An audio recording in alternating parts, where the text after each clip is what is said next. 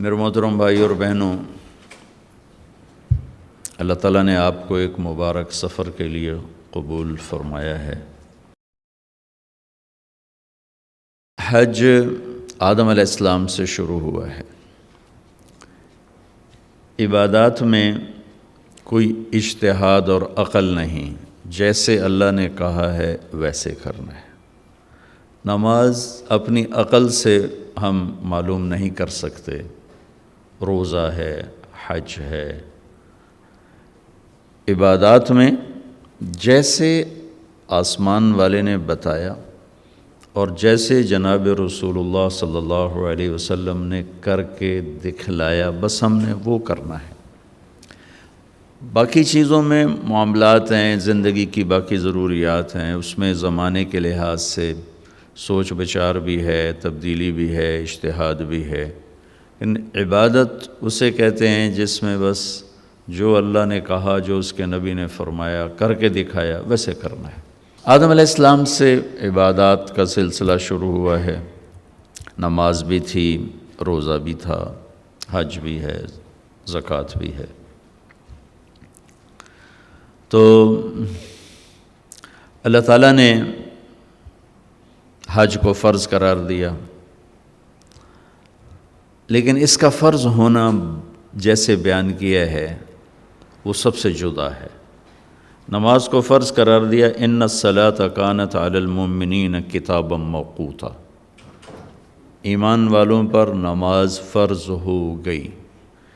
اس میں کہیں اللہ کا نام نہیں آیا، فرض اللہ ہی نے کیا ہے۔ اقیموا الصلاۃ وآتوا الزکاۃ، نماز قائم کرو، فرض ہے۔ زکوٰۃ ادا کرو، مال والوں پر زکوٰۃ فرض ہے۔ کتب علیکم الصیام، تم پر روزہ فرض ہے۔ نماز کو فرض کیا۔ ان الصلاۃ کانت علی المؤمنین کتابا موقوتا، اس آیت میں اللہ کا نام نہیں۔ کتب علیکم الصیام، روزے تم پر فرض کیے گئے، کرنے والا اللہ ہے۔ نماز تم پر فرض ہوئی، اللہ نے کی۔ آتوا الزکاۃ، زکوٰۃ دو، اللہ نے حکم دیا۔ لیکن جب اللہ نے حج کو فرض کیا تو سب سے الگ عبارت استعمال فرمائی۔ وللہ، ایک تو وللہ، سب سے پہلے نام ہی اپنا شروع کیا، وللہ۔ کتب علیکم الصیام وللہ، ان الصلاۃ وللہ، اقیموا الصلاۃ اور وللہ، آتوا الزکاۃ وللہ۔ میں نے تقابل کر کے آپ کو بتایا تاکہ آپ کے سامنے ہو کہ دونوں میں فرق ہے بہت بڑا۔ ایک فریضہ ہم پر اللہ تعالیٰ لاگو کرنے والا ہے اور نام ہی اپنا شروع کیا، وللہ۔ اللہ، پہلا نام ہی اللہ کا ہے کہ یہ سب کچھ کس لیے ہے، کہ بھئی اللہ کے لیے ہے۔ ایک دوسرا مطلب کیا ہے، وللہ۔ آپ سب سے پوچھیں گے، آپ بھی بتائیں گے حج کرنے جا رہے ہیں، حج کرنے جا رہے ہیں، لیکن وللہ اللہ کے لفظ سے شروع ہونے میں ایک اشارہ ہے کہ آپ لوگوں سے یوں کہو ہم اللہ کی ملاقات کے لیے جا رہے ہیں۔ اللہ نے بلایا ہے تو ہم ملاقات کے لیے، وللہ، اللہ کے لیے جا رہے ہیں۔ دو، تیسرا، حج مشقت کا سفر ہے، چاہے آپ کو یہ کتنی سہولتیں دیں، حج مشقت کا سفر۔ تو وللہ، وللہ میں تیسرا مطلب یہ کہ میرے بندے بندیوں، جب مشقت آئے نا، محبت کا راستہ یوں ہی طے ہوتا ہے، یہ مشقتوں سے طے ہوتا ہے، تو یوں سمجھنا یہ اللہ کی ملاقات کی مشقت ہے، اور کیا چاہیے۔ ضرورت مند کسی بڑے صاحب سے ملنے کے لیے گھنٹوں دروازے پر بیٹھے رہتے ہیں، کوئی شکوہ نہیں کرتا۔ آج ملاقات نہیں ہوگی، اچھا جی کل آ جاؤں گی، کل دا ٹائم دے دو۔ کل بھی گئے جی صاحب جی میٹنگ چاہیے، تسی پرسوں آ گیا جی۔ یہ بڑے تاجر، ان کو روز کے تجربے ہیں، ان کے کام جہاں پھنستے ہیں وہاں یہ گھنٹوں بیٹھے رہتے۔ تو حج میں بھی رکاوٹیں آتی ہیں۔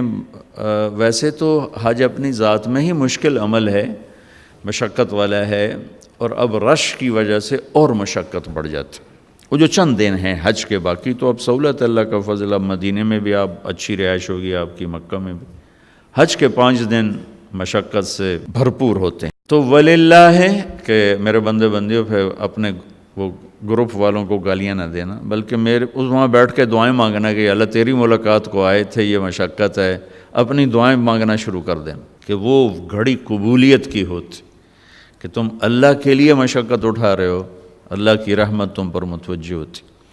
وَلِلَّهِ عَلَى النَّاسِ حِجُّ الْبَيْتِ مَنِ اسْتَطَاعَ إِلَيْهِ سَبِيلًا وَمَنْ كَفَرَ فَإِنَّ اللَّهَ غَنِيٌّ عَنِ الْعَالَمِينَ۔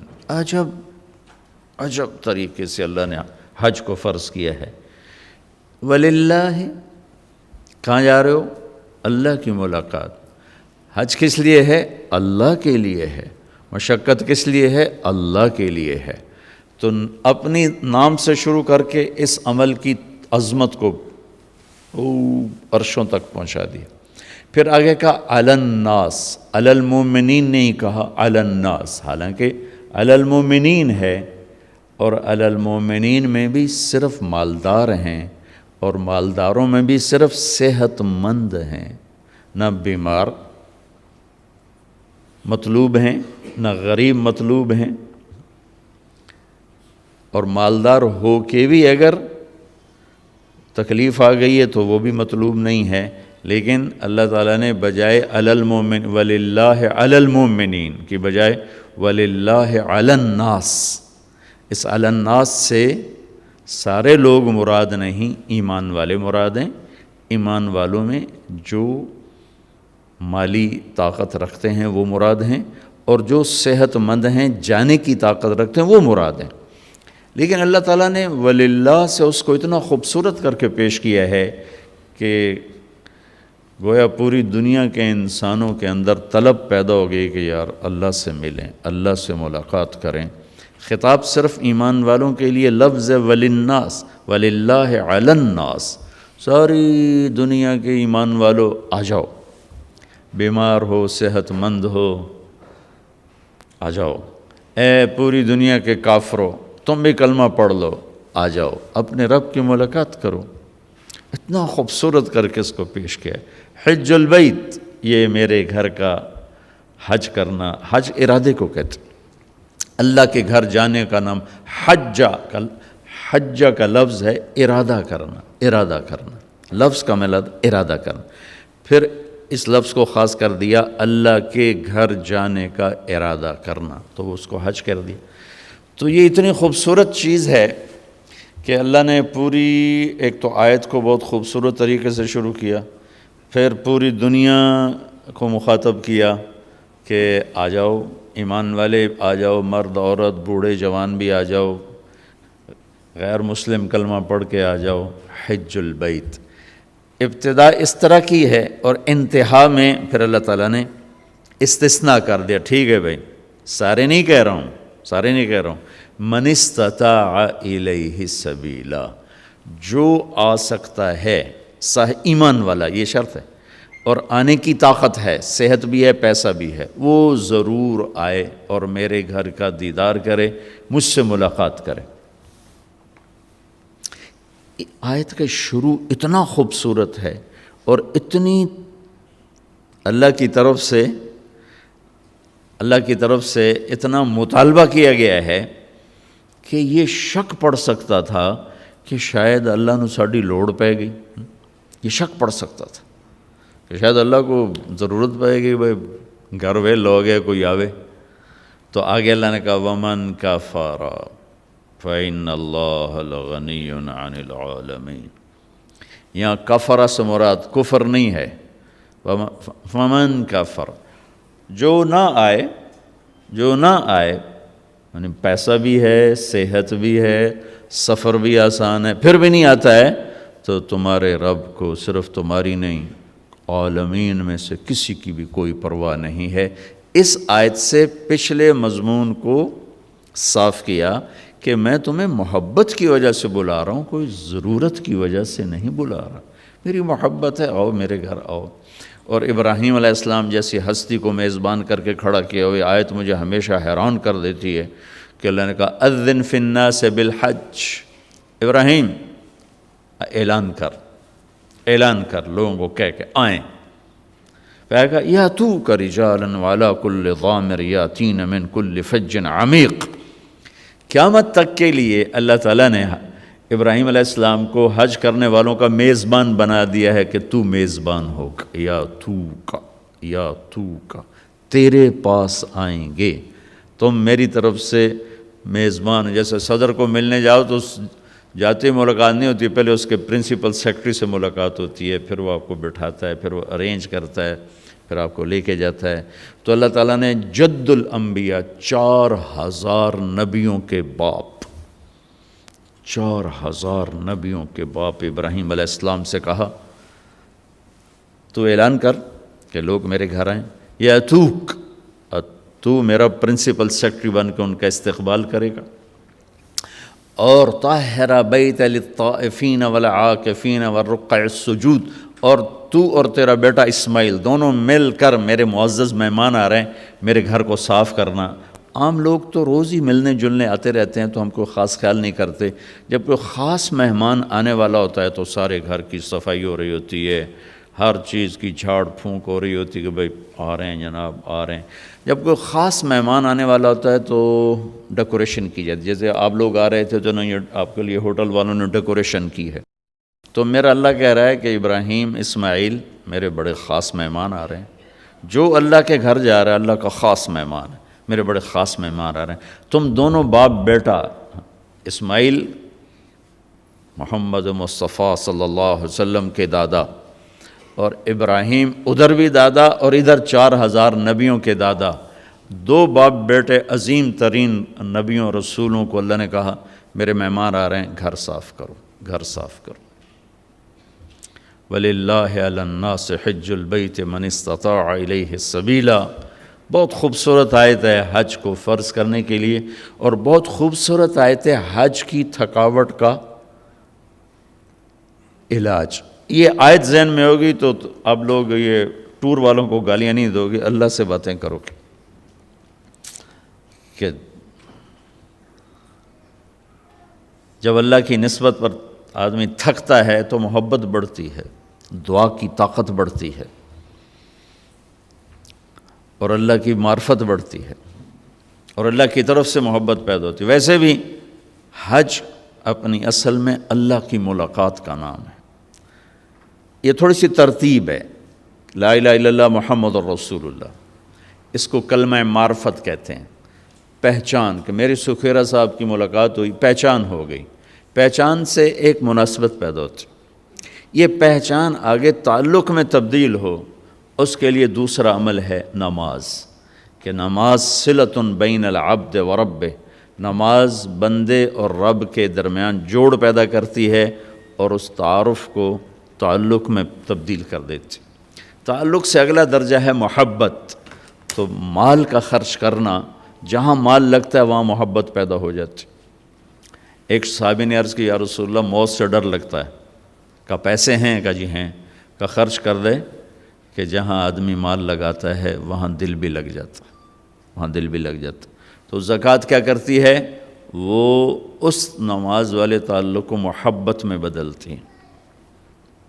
محبت سے اگلا درجہ عشق. محبت تقسیم ہو جاتی ہے، عشق تقسیم نہیں ہوتا. محبت بچے سے بھی ہے، بیوی سے بھی ہے، ماں سے بھی ہے، باپ سے بھی ہے، بھائیوں سے بھی ہے، دوستوں سے بھی ہے.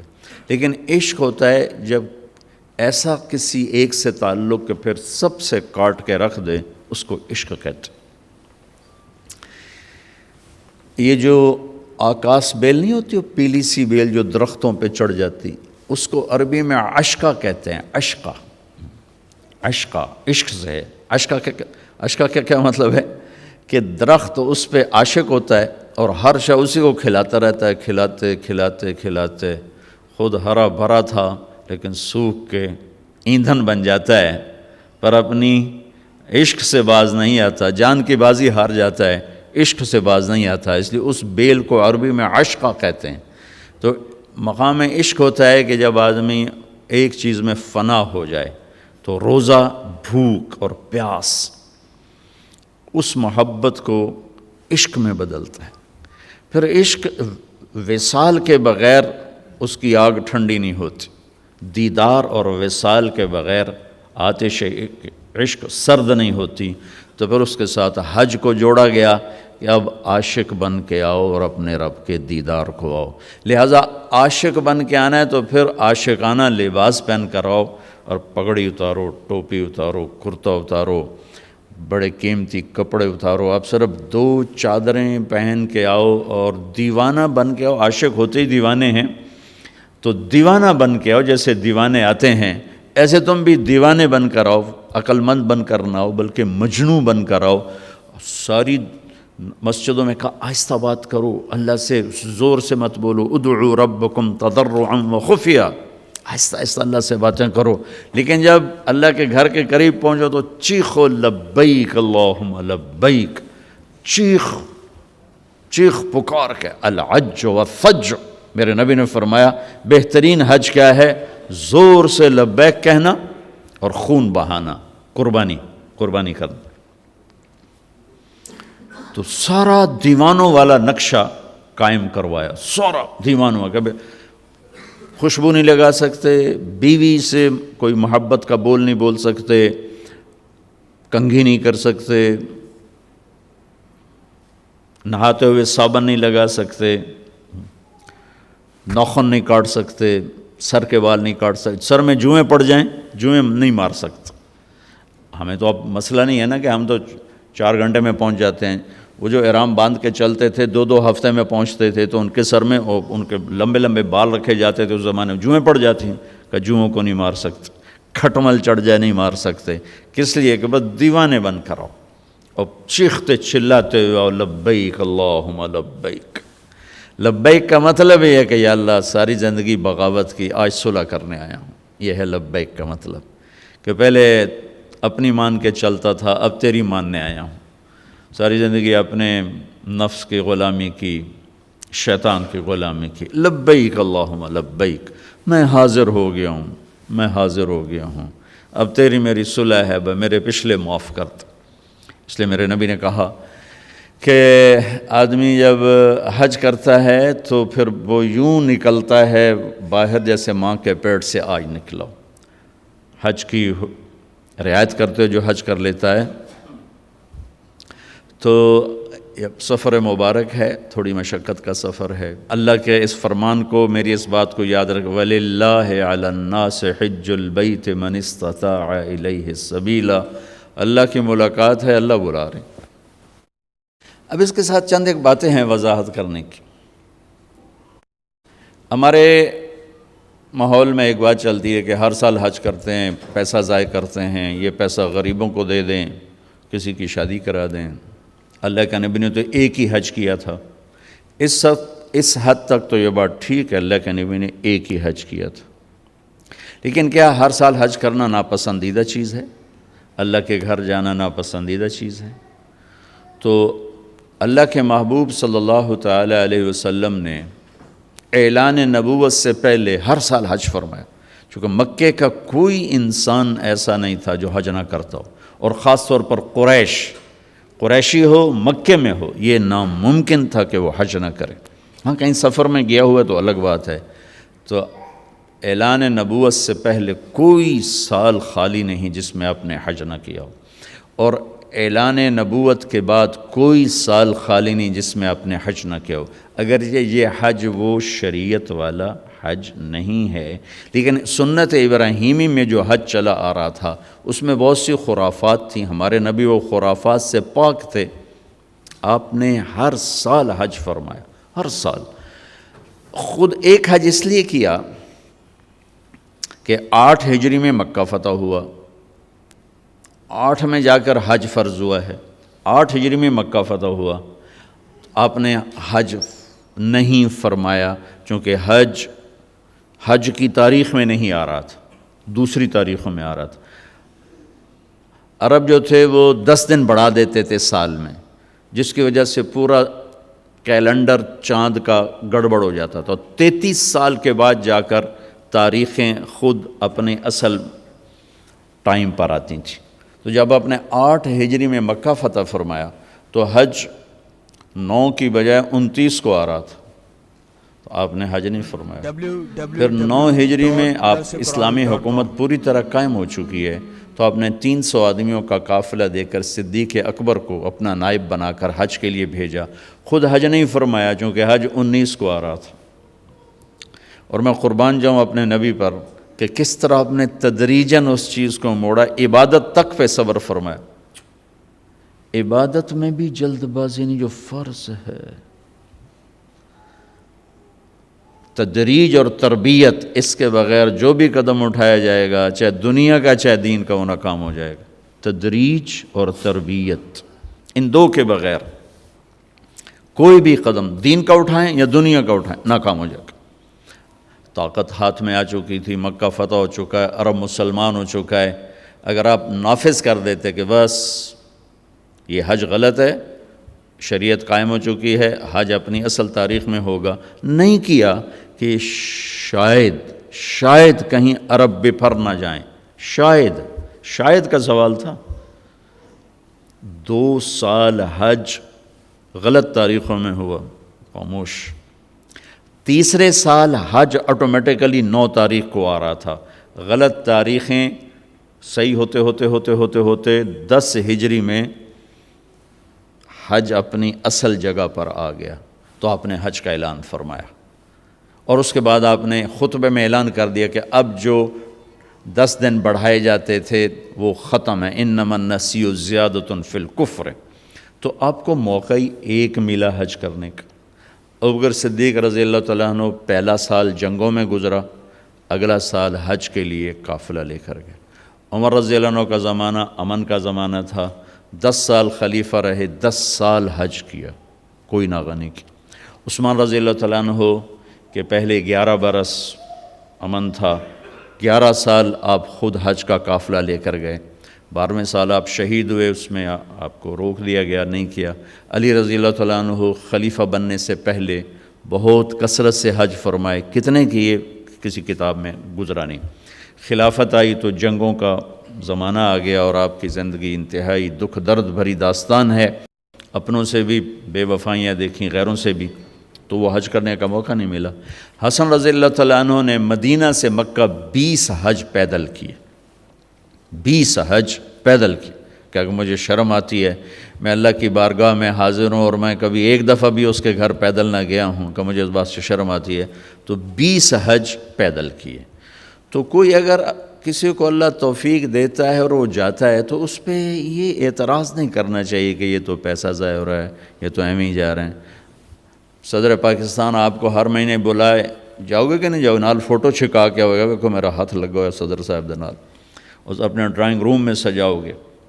اگر اللہ تعالیٰ کسی کو ہر سال بلاتا ہے تو اس کے لیے سعادت کی بات ہے، اعتراض کی چیز نہیں ہے کہ یہ اس سے یہ کر دو، اس سے وہ کرو۔ حج پہ خرچ کتنا آتا؟ 2-4 لاکھ، 5 لاکھ، 6 لاکھ، اس سے کتنے کو منصوبے قائم ہو سکتے ہیں؟ اور پھر جو یہاں خرچ کر رہا ہے وہ اللہ کے فضل سے یقیناً اور جگہ بھی خرچ کرتا ہوگا، یہ نہیں کہ کسی اور جگہ خرچ نہیں کرتا، وہ اس نے کوئی اشتہار تو نہیں دینا کہ دیکھو بھائی میں یہ خرچ کر رہا ہوں۔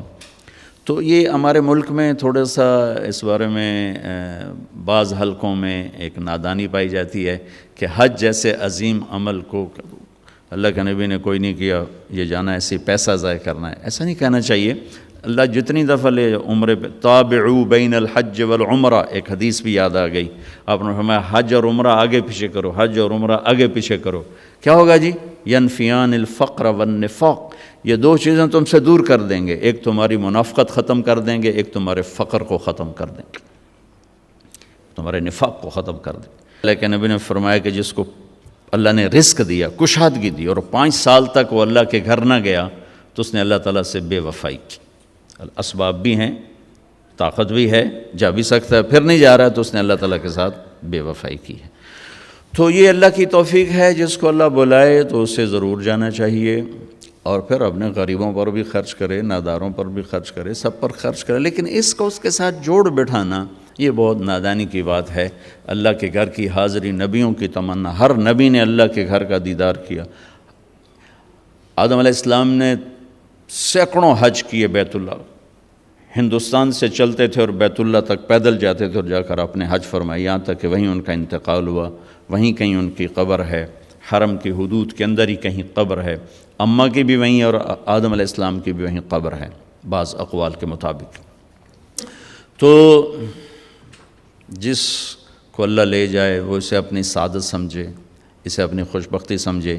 پھر حج کو اس کے ساتھ نہیں جوڑنا چاہیے کہ جو حج کر کے ہم دن تے چھریاں ہور وڈیاں کر لیں دن، تو باقیوں کے ہاتھ میں کون سے چھوٹی چھری، سارے بازار میں بڑے کاپے لے کے لوگ بیٹھے ہیں۔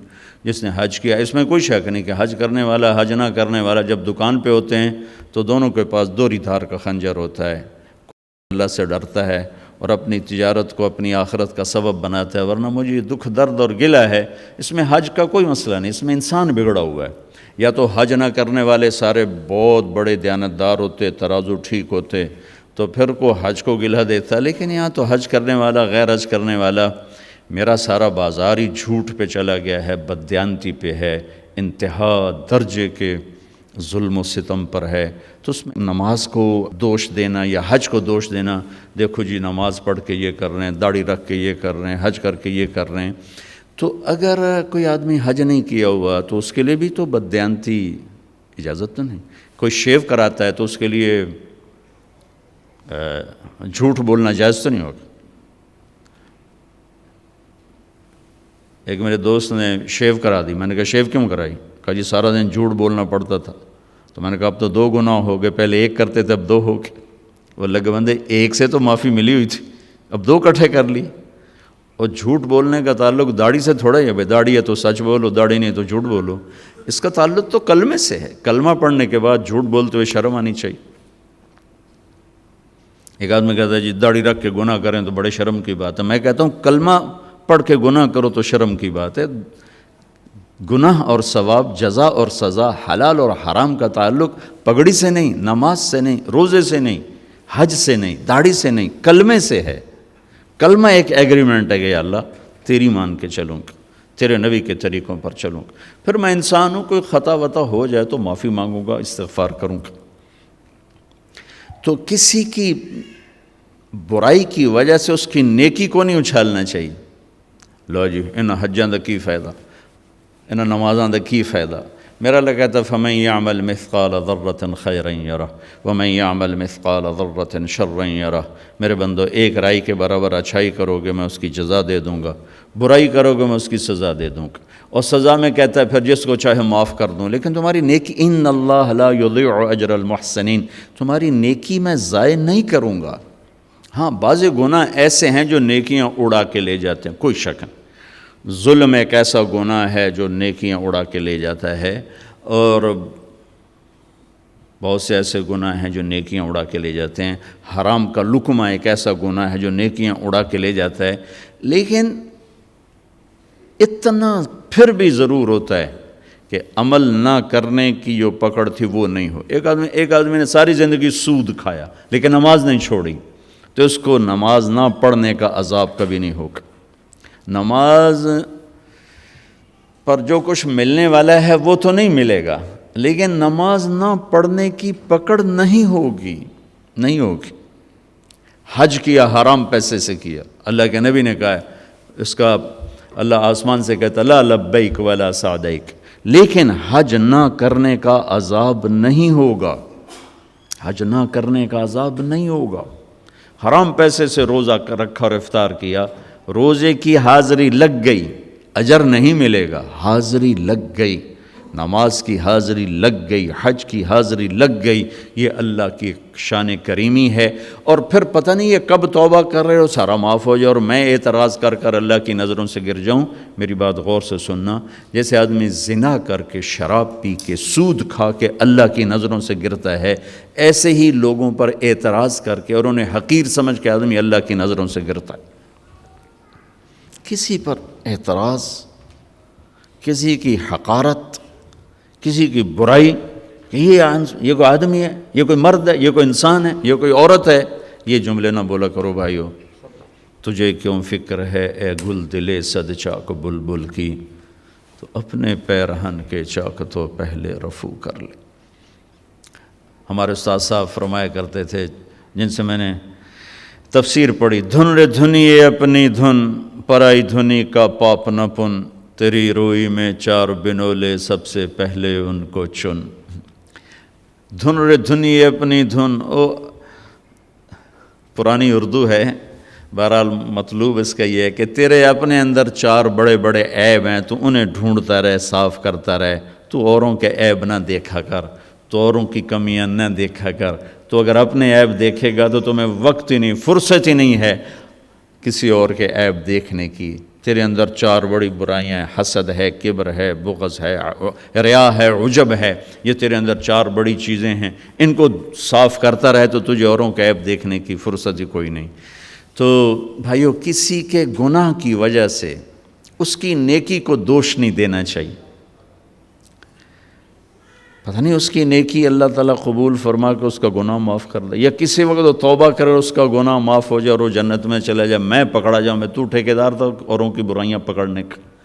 تو اوروں پر تنقید کرنا، اوروں کو حقیر سمجھنا، اسی طرح توبہ کی ضرورت ہے، جیسے سود سے توبہ کی ضرورت ہے، جوئے سے توبہ کی ضرورت ہے، جھوٹ سے توبہ کی ضرورت ہے، ایسے اس سے بھی توبہ کی ضرورت ہے۔ ہمارے نبی پاک کا میں تھوڑا سا آپ کو مختصر خاکہ حج کا بتا دیتا ہوں۔ جناب رسول اللہ صلی اللہ تعالیٰ علیہ وسلم نے حج کا جب اعلان فرمایا، یہ 10 ہجری، تو اطراف سے قبائل جمع ہوئے، کوئی 12,000 کا مجمع اکٹھا ہو گیا مدینہ میں۔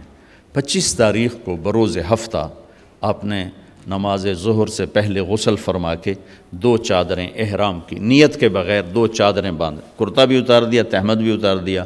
سحارہ ایک بستی ہے جو آج کل مسقط میں آتی، وہاں سے ایک کپڑا آتا تھا، اس کی آپ نے 2 چادریں لیں۔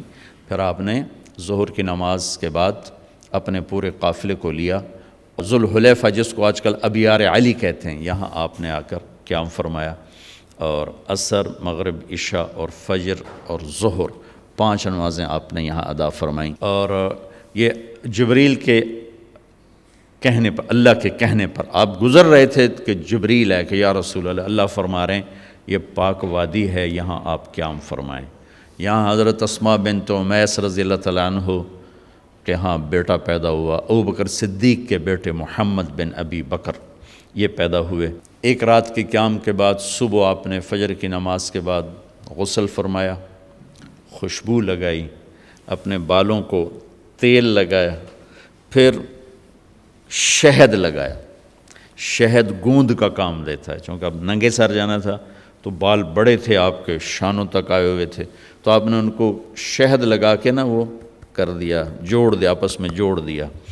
اور عائشہ رضی اللہ تعالیٰ نے آپ کو خوشبو لگائی۔ جسم پہ خوشبو لگا سکتے ہیں احرام سے پہلے، احرام کے کپڑے کو نہیں، جسم پہ خوشبو لگا سکتے ہیں احرام کی نیت کرنے سے پہلے، بالوں میں، مانگ میں آپ نے خوشبو لگائی۔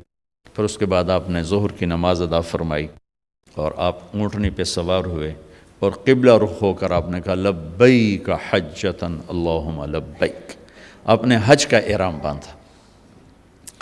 تو جبریل آئے کہ یا رسول اللہ، اللہ تعالیٰ فرما رہے ہیں عمرے کو شامل فرمائیں، عمرہ اور حج قران۔ حج کی 3 قسمیں، ایک حج افراد کہ ایک آدمی پہلے دن حج ہی کا احرام باندھتا ہے، ایک ہے حج قران کہ ایک آدمی پہلے دن عمرے اور حج کا اکٹھا احرام باندھتا ہے، ایک ہے حج تمتع کہ ایک آدمی عمرے کا احرام پہلے باندھتا ہے اور عمرہ کر کے فارغ ہو جاتا ہے، احرام اتار دیتا ہے، پھر حج سے پہلے احرام باندھتا ہے حج کا، یہ حج تمتع ہے۔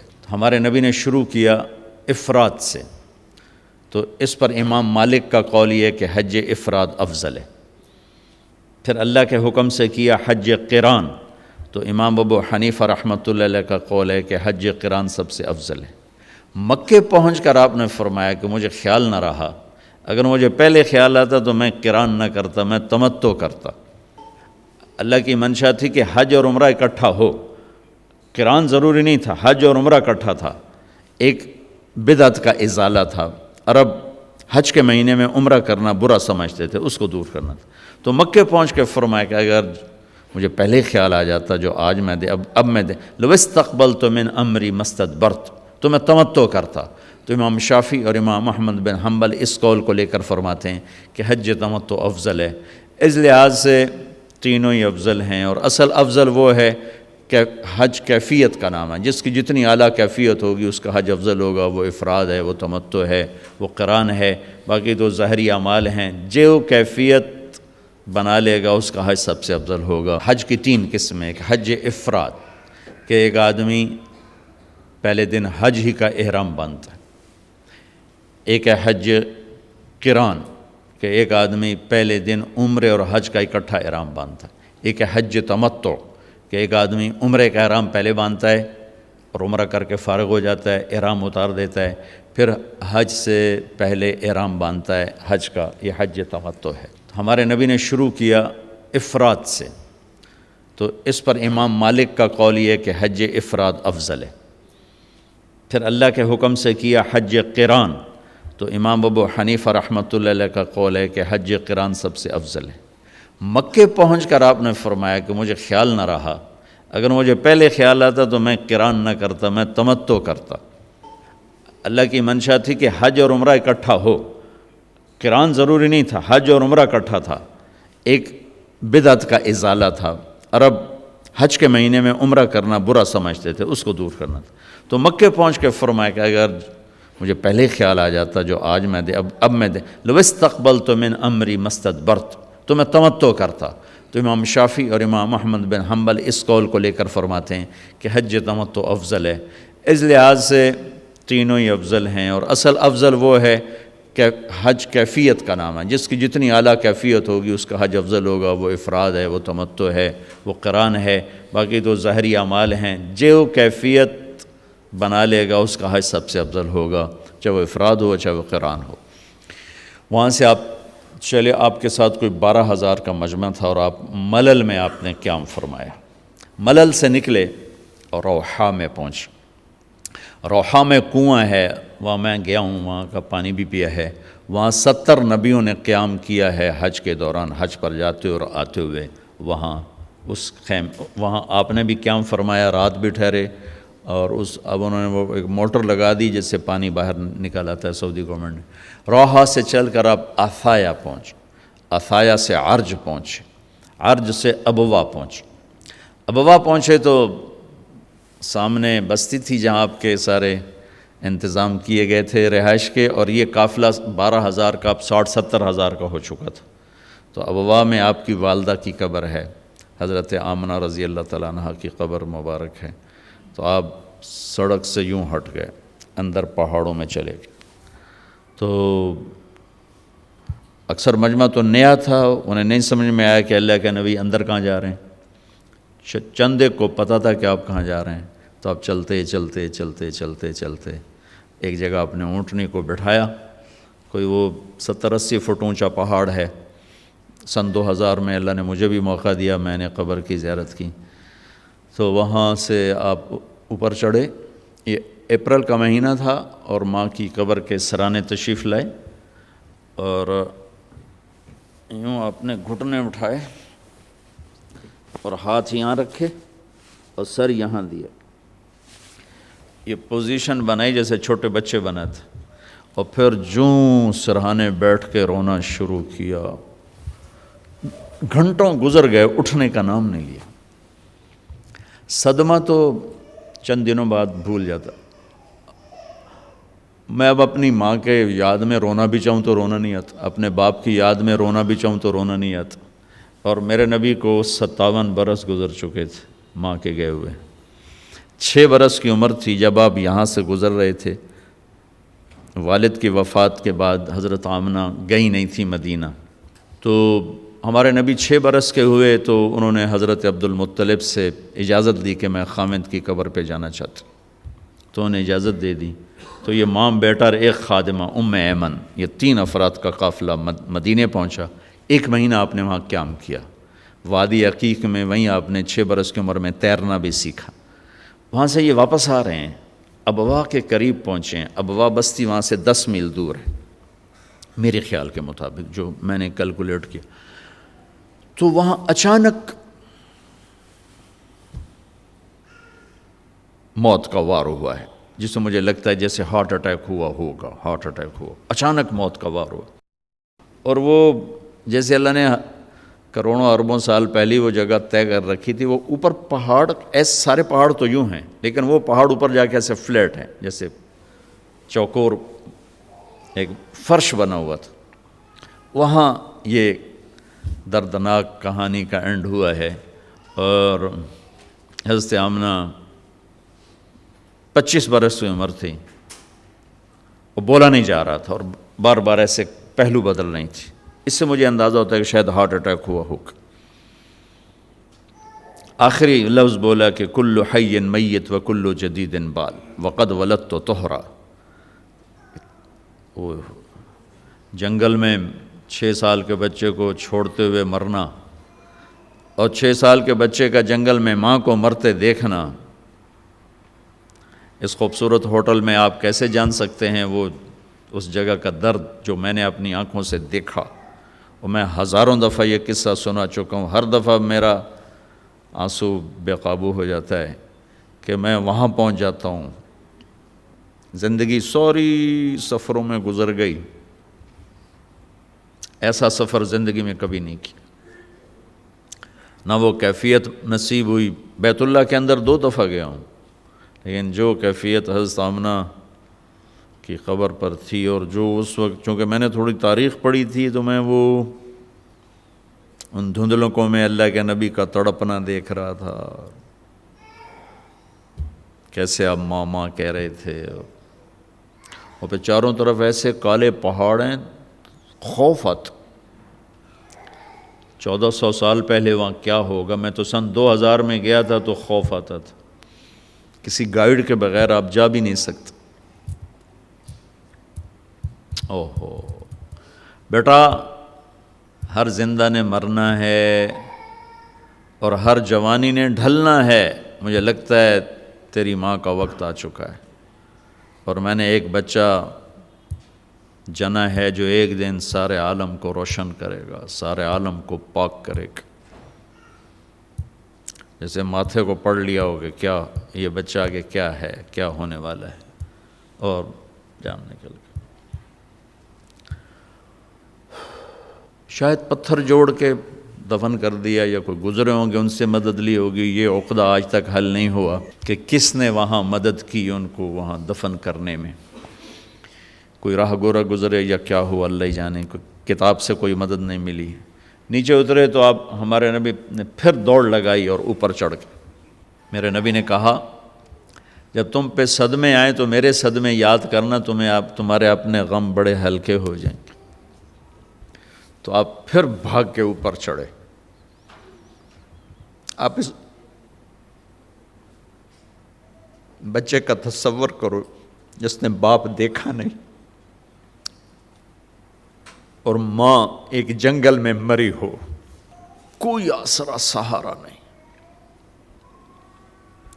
جب ام ایمن اوپر پہنچی ہیں تو ایک دردناک منظر تھا. اللہ کے نبی ماں کی قبر کو چمٹ کر یوں اوپر لیٹے ہوئے تھے، قبر کو پتھروں کو ایسے ہی چمٹے ہوئے تھے. ام ایمن قریب آئیں تو آپ سنا، آپ کہہ رہے تھے ماں جی آپ کو تو خبر تھی آپ کے سوا میرا کوئی نہ تھا، آپ مجھے چھوڑ کے کہاں چلی گئی. اوہ ہو ام ایمن نے اٹھانا چاہا، انکار کر دیا. کھینچ کے نیچے لائیں، کھینچ کے. اور مکے تک کا راستہ یہ معصوم روتے روتے گزرا، روتے روتے. تو وہ 57 سال پرانا درد ابھی زخم بھرا نہیں. آپ اس پوزیشن میں بیٹھے اور اتنا روئے کہ سارا رواں آپ کا آنکھ بن کے رو رہا تھا.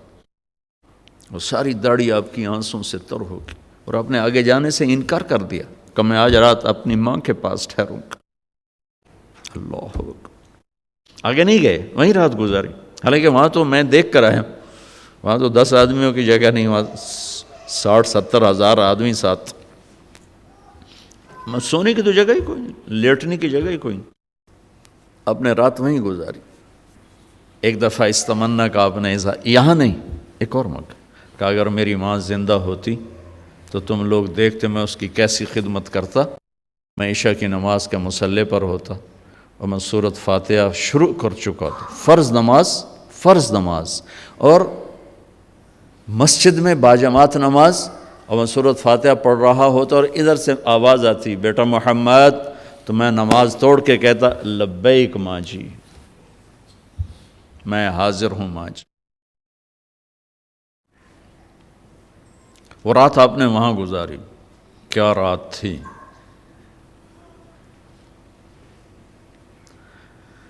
ابواس سے چلے تو آپ عصفان پہنچے۔ عصفان تھے تو آپ نے کہا ابو بکر یہ کون سی جگہ ہے؟ کہا جو عصفان۔ کہا میں دیکھ رہا ہوں ہود اور صالح علیہ السلام گزر رہے ہیں اس وادی سے، لبیک کہتے ہوئے حج کو جا رہے ہیں۔ عصفان سے آپ مرہ زہران پہنچے، پھر وہاں سے آپ صرف پہنچے۔ صرف میں حضرت عائشہ رضی اللہ عنہ خیمے میں رو رہی تھیں، آپ نے فرمایا کیا ہوا؟ لعلک نفستی، لگتا ہے تجھے عورتوں والا عذر پیش آ گیا کیا؟ جی ہاں۔ کہ کوئی نہیں، رو نہیں، اب تو عمرہ نہیں کرو گی، بس حج کرو گی۔ پھر وہاں سے آپ تنعیم پہنچے۔ تنعیم میں آپ نے احرام کی چادروں کو تبدیل فرمایا، جو 2 چادریں مدینہ میں زیب تن فرمائی تھی، تنعیم اتار کر 2 نئی چادر اسی کپڑے کی۔ پھر مکہ کے ٹاپ سے آپ انٹر ہوئے اور بیر زی طوا کے کنویں پر آ کر آپ نے قیام فرمایا۔ یہ ہے اتوار کی رات، 25 کو چلے اور 4 کی رات کو، یہ مہینہ 29 کا تھا، تو 4 کی رات کو آپ مکے پہنچ گئے۔ اتوار کو صبح آپ نے غسل کیا، خالی پانی بہایا اور عمرہ کے لیے تشریف لے گئے، تو صفا مروہ کی طرف سے آپ پہنچے۔ باب و بنی شیبہ کے سامنے آپ نے اونٹنی کو بٹھایا، تو بنو ہاشم خاندان کے بچے آ گئے، ان سب کو آپ ملے، کئیوں کو اونٹنی پہ بٹھا لیا، کئیوں کو پیار کیا، گلے لگایا، پھر ان سب سے ہو کر باب و بنی شیبہ، یہ باب و بنی عبد مناف تھا، آپ کے خاندان کا دروازہ تھا، اس سے آپ انٹر ہوئے، اور جب آپ فارغ ہوئے تو باب و بنی مخزوم سے آپ باہر نکلے۔ آپ نے جاتے ہی حجر اسود کا بوسہ لیا، پھر سجدہ کیا، پھر بوسہ لیا، پھر سجدہ کیا، پھر بوسہ لیا، پھر سجدہ کیا، پھر آپ رونے لگے، بہت روئے۔ اس کے بعد آپ طواف شروع فرمایا۔ تیسرے یا چوتھے چکر میں آپ نے پانی بھی پیا، اور حضرت عمر سے فرمایا کہ عمر حجر اسود کے بوسے پہ لڑائی نہ کرنا، جگہ ملے تو لے لینا، جھگڑا نہ کرنا، جیسے ہمارے نادانی میں لوگ وہاں عورتیں بھی ایسی حماقت کرتی ہیں کہ ایک سنت عمل کے لیے فرض چھوڑ دیتی کہ مرد عورت کا یوں آپس میں اختلاط، یہ اس سے بچنا فرض ہے، اور وہ ایک سنت کے لیے گھس رہی اور لڑائی جھگڑے فساد، قریب بھی نہیں جانا چاہیے۔ اللہ کے نبی نے استلام کیا، جب رش ہو گیا تو آپ کے پاس ایک لکڑی تھی، وہ دور سے یوں لکڑی کو لگا کر اور اس کا بوسہ لے لے۔ پہلا آپ نے بوسہ لیا، اس کے بعد رش ہو گیا، تو پھر آپ نے ہر دفعہ بوسہ ایک دفعہ بوسہ لیا، اس کے بعد آپ کے پاس ایک لکڑی تھی، اس لکڑی کو آپ یوں چھوتے تھے حجر اسود کو، اور اس کا بوسہ لے لیتے تھے۔ بوسہ صرف ایک دفعہ، پھر جب آپ نے 2 نفل پڑھ لیے اور تشریف لے گئے صفا مروہ کے لیے، تو پھر بیت الحجر اسود کا بوسہ لیا، اور آپ نے جا کر صفا مروہ پہ 7 چکر پورے کیے۔ بعض روایت میں ہے کہ 3 چکر پیدل کیے، پھر مجمع زیادہ ہو گیا تو 4 اونٹنی پر بیٹھ کر گیا تاکہ لوگ دیکھ لیں۔ اس کے بعد آپ نے اعلان فرمایا کہ بھئی جن کے پاس قربانی کا جانور نہیں ہے وہ احرام کھول دو۔ تو صحابہ نے کہا یا رسول اللہ آپ کھولیں، تو آپ نے فرمایا کہ میرے پاس قربانی کا جانور ہے، ابو بکر کے پاس، عمر، زبید، طلحہ یہ نہیں کھولیں گے، جو کہ ان کے پاس بھی قربانی کا جانور ہے، باقی جن کے پاس نہیں کھول دو۔ تو سب نے کھول دی، اور حج افراد بھی تمتع بن گیا، حج قران بھی تمتع بن گیا۔ اب نہیں ہو سکتا، اب جو نیت کریں گے وہی کرنی پڑے گی، لیکن اللہ کے نبی کا خاص حکم تھا تو سب کا حج تمتع بن گیا۔ اتوار، پیر، منگل، بدھ 4 دن آپ وہاں ٹھہرے۔ ان 4 دنوں میں آپ بیت اللہ تشریف نہیں لائے، طواف بھی نہیں کیا، کسے نہیں کیا کہ میرے آنے سے لوگوں کو تکلیف ہوگی، رش بڑھے گا، تو لوگوں کو تکلیف سے بچانے کے لیے نفل عبادت چھوڑنا میرے نبی کا طریقہ۔ ہم نفل پڑھنے کے لیے لوگوں کی جئی تئی پھیر کے رکھ دیتے۔ ایک کسی بزرگ سے کسی نے پوچھا کبھی آپ کی تہجد قضا ہوئی؟ کہنے لگے زندگی میں ایک دفعہ ہوئی۔ وہ کیسے ہو گئی؟ کہ میں ایک جگہ مہمان تھا تو تہجد میں اٹھا تو دروازے کے پاس ایک آدمی سویا ہوا تھا، تو دروازے تک جانے کے لیے اسے کراس اس کے اوپر سے گزرے بغیر راستہ کوئی نہیں تھا، تو مجھے خطرہ ہوا میں اس کے اوپر سے گزرا تو اس کی آنکھ کھل جائے گی، تو میں واپس آ کے لیٹ گیا۔ بس زندگی میں ایک دفعہ میری تہجد قضا ہوئی ہے۔ تو ہم لوگ نوافل کے لیے لوگوں کو اذیت میں ڈال دیتے، اور میرے نبی نے طواف جیسا عمل، طواف کے ہر قدم پہ 70,000 نیکی لکھی جاتی، طواف جیسا عمل نہیں کیا کہ میں جاؤں گا رش بڑھے گا لوگوں کو تکلیف ہوگی۔ صرف بدھ کو گئے، ظہر کی نماز پڑھی اور حج کا طریقہ بتایا۔ پھر جمعرات کو آپ نے اپنے قافلے کو لے کر، یہ اب قافلہ کوئی 1 لاکھ کے قریب ہو چکا تھا، اب مینا تشریف لے گئے، مسجد خیف، وہاں آپ کا خیمہ لگا، وہاں آپ نے 5 نمازیں ادا فرمائیں، یہ جمعرات کا دن تھا، اور 5 نمازوں کے علاوہ وہاں کوئی اور عمل آپ نے نہیں فرمایا۔ اور جمعے کی صبح پھر آپ نے فجر کے بعد ہی عرفہ کی طرف سفر شروع فرمایا، اور جبریل نے آ کر کہا یا رسول اللہ، اللہ کہہ رہے ہیں لبیک، زور سے کہیں، زور سے لبیک کہیں، تو آپ بھی اور صحابہ بھی زور زور سے لبیک کہہ رہے تھے۔ پھر وہاں آپ کے لیے سرخ رنگ کا چمڑا، اس کا خیمہ لگایا گیا تھا، وہاں جاتے ہی آپ نے بیٹھ گئے، آرام کیا زوال تک۔ اس کے بعد آپ نے اٹھ کے غسل فرمایا، پھر بلال سے پوچھا زوال کا وقت ہو گیا؟ کہا جی ہو گیا۔ پھر آپ تشریف لائے اور آپ نے خطبہ دیا۔ اس کے جو بڑے بڑے عنوان ہیں وہ میں دہرا دیتا ہوں۔ 10 تاریخ کو خطبہ دیا، 11 کو دیا، 9 کو دیا، 9، 10، 11، 3 دن آپ نے تقریر فرمائی، ایک ہی تقریر ہے، تینوں دن ایک ہی تقریر ہے، تھوڑی کمی بیشی کے ساتھ۔ اور ہر تقریر کو آپ نے یہاں سے شروع کیا کہ لوگوں، جیسے یہ بیت اللہ قابل احترام ہے، یہ دن قابل احترام ہے، یہ مہینہ قابل احترام ہے، تمہارے جان، تمہارے مال، تمہاری عزت ایک دوسرے کے لیے قابل احترام ہے، کسی کی جان کے دشمن نہ بننا، کسی کے مال کے دشمن نہ بننا، کسی کی عزت اور آبرو کے دشمن نہ بننا۔ حقوق العباد پر ہی یہ سارا خطبہ مشتمل ہے، عبادات کا اس میں کوئی ذکر نہیں آیا ہے۔ دوسرا ارشاد فرمایا کہ آپس کی لڑائیاں میں نے بند کر دی ہیں، اور سب سے پہلے میں اپنے خاندان کی لڑائی ختم کرتا ہوں۔ آپ کے تایا کے پوتے ربیعہ بن ایاس بن حارث بن عبد المطلب کو حذیل نے قتل کیا تھا، فرمایا میں یہ خون معاف کرتا ہوں، آج کے بعد تمہاری جاہلیت کی لڑائیاں میرے پیروں تلے دفن ہوگی۔ پھر فرمایا آج کے بعد میں سود کو ختم کرتا ہوں، یہ میرے پیروں تلے دفن ہو گیا۔ کسی نے نہیں دینا، کسی نے نہیں لینا، تمہارے لیے تمہارا اصل مال ہے، سود میں نے حرام کر دیا ہے، اور سب سے پہلے میں اپنے چچا عباس کا سود ختم کرتا ہوں۔ عباس رضی اللہ عنہ پورا بینک تھے، پورا بینک، ان کا سود اتنا تھا جیسے آج کل کے بینکوں کا سود ہے، اتنا بڑا سود کا نظام تھا۔ یہ میں نے ایک عرب سے سنا ہے، پڑھا نہیں، سنا ہے کہ حضرت عباس نے فرمایا کہ میرے بھتیجے نے میرا سود ختم کیا ہے، میں اصل بھی ختم کرتا ہوں۔ اس پر اللہ نے ان کے خاندان کو 524 سال حکومت عطا فرمائی۔ 132 ہجری سے لے کر 656 ہجری تک حضرت عباس کی اولاد نے حکومت کی۔ یہ اس قربانی کا صلہ تھا جو انہوں نے سود کے ساتھ اصل کو بھی معاف کر دیا، کہ میں سود ختم کرتا ہوں۔ اس کے بعد آپ نے ارشاد فرمایا کہ میں عورتوں کے بارے میں تمہیں خاص طور پہ نصیحت کرتا ہوں، وصیت کرتا ہوں کہ اللہ نے ان کو کمزور بنایا ہے، ان پر زیادتی نہ کرنا، ان پر ظلم نہ کرنا، انہیں ذلیل و خوار نہ کرنا۔ ایک بول پر اپنی عزت تمہارے حوالے کر دیتی ہیں، ساری زندگی تمہارے در پہ گزار دیتی ہیں، تو ان کے ساتھ برا سلوک نہ کرنا، ان کے ساتھ بدتمیزی نہ کرنا، اس کو خاص طور پہ اپنے ارشاد فرمایا۔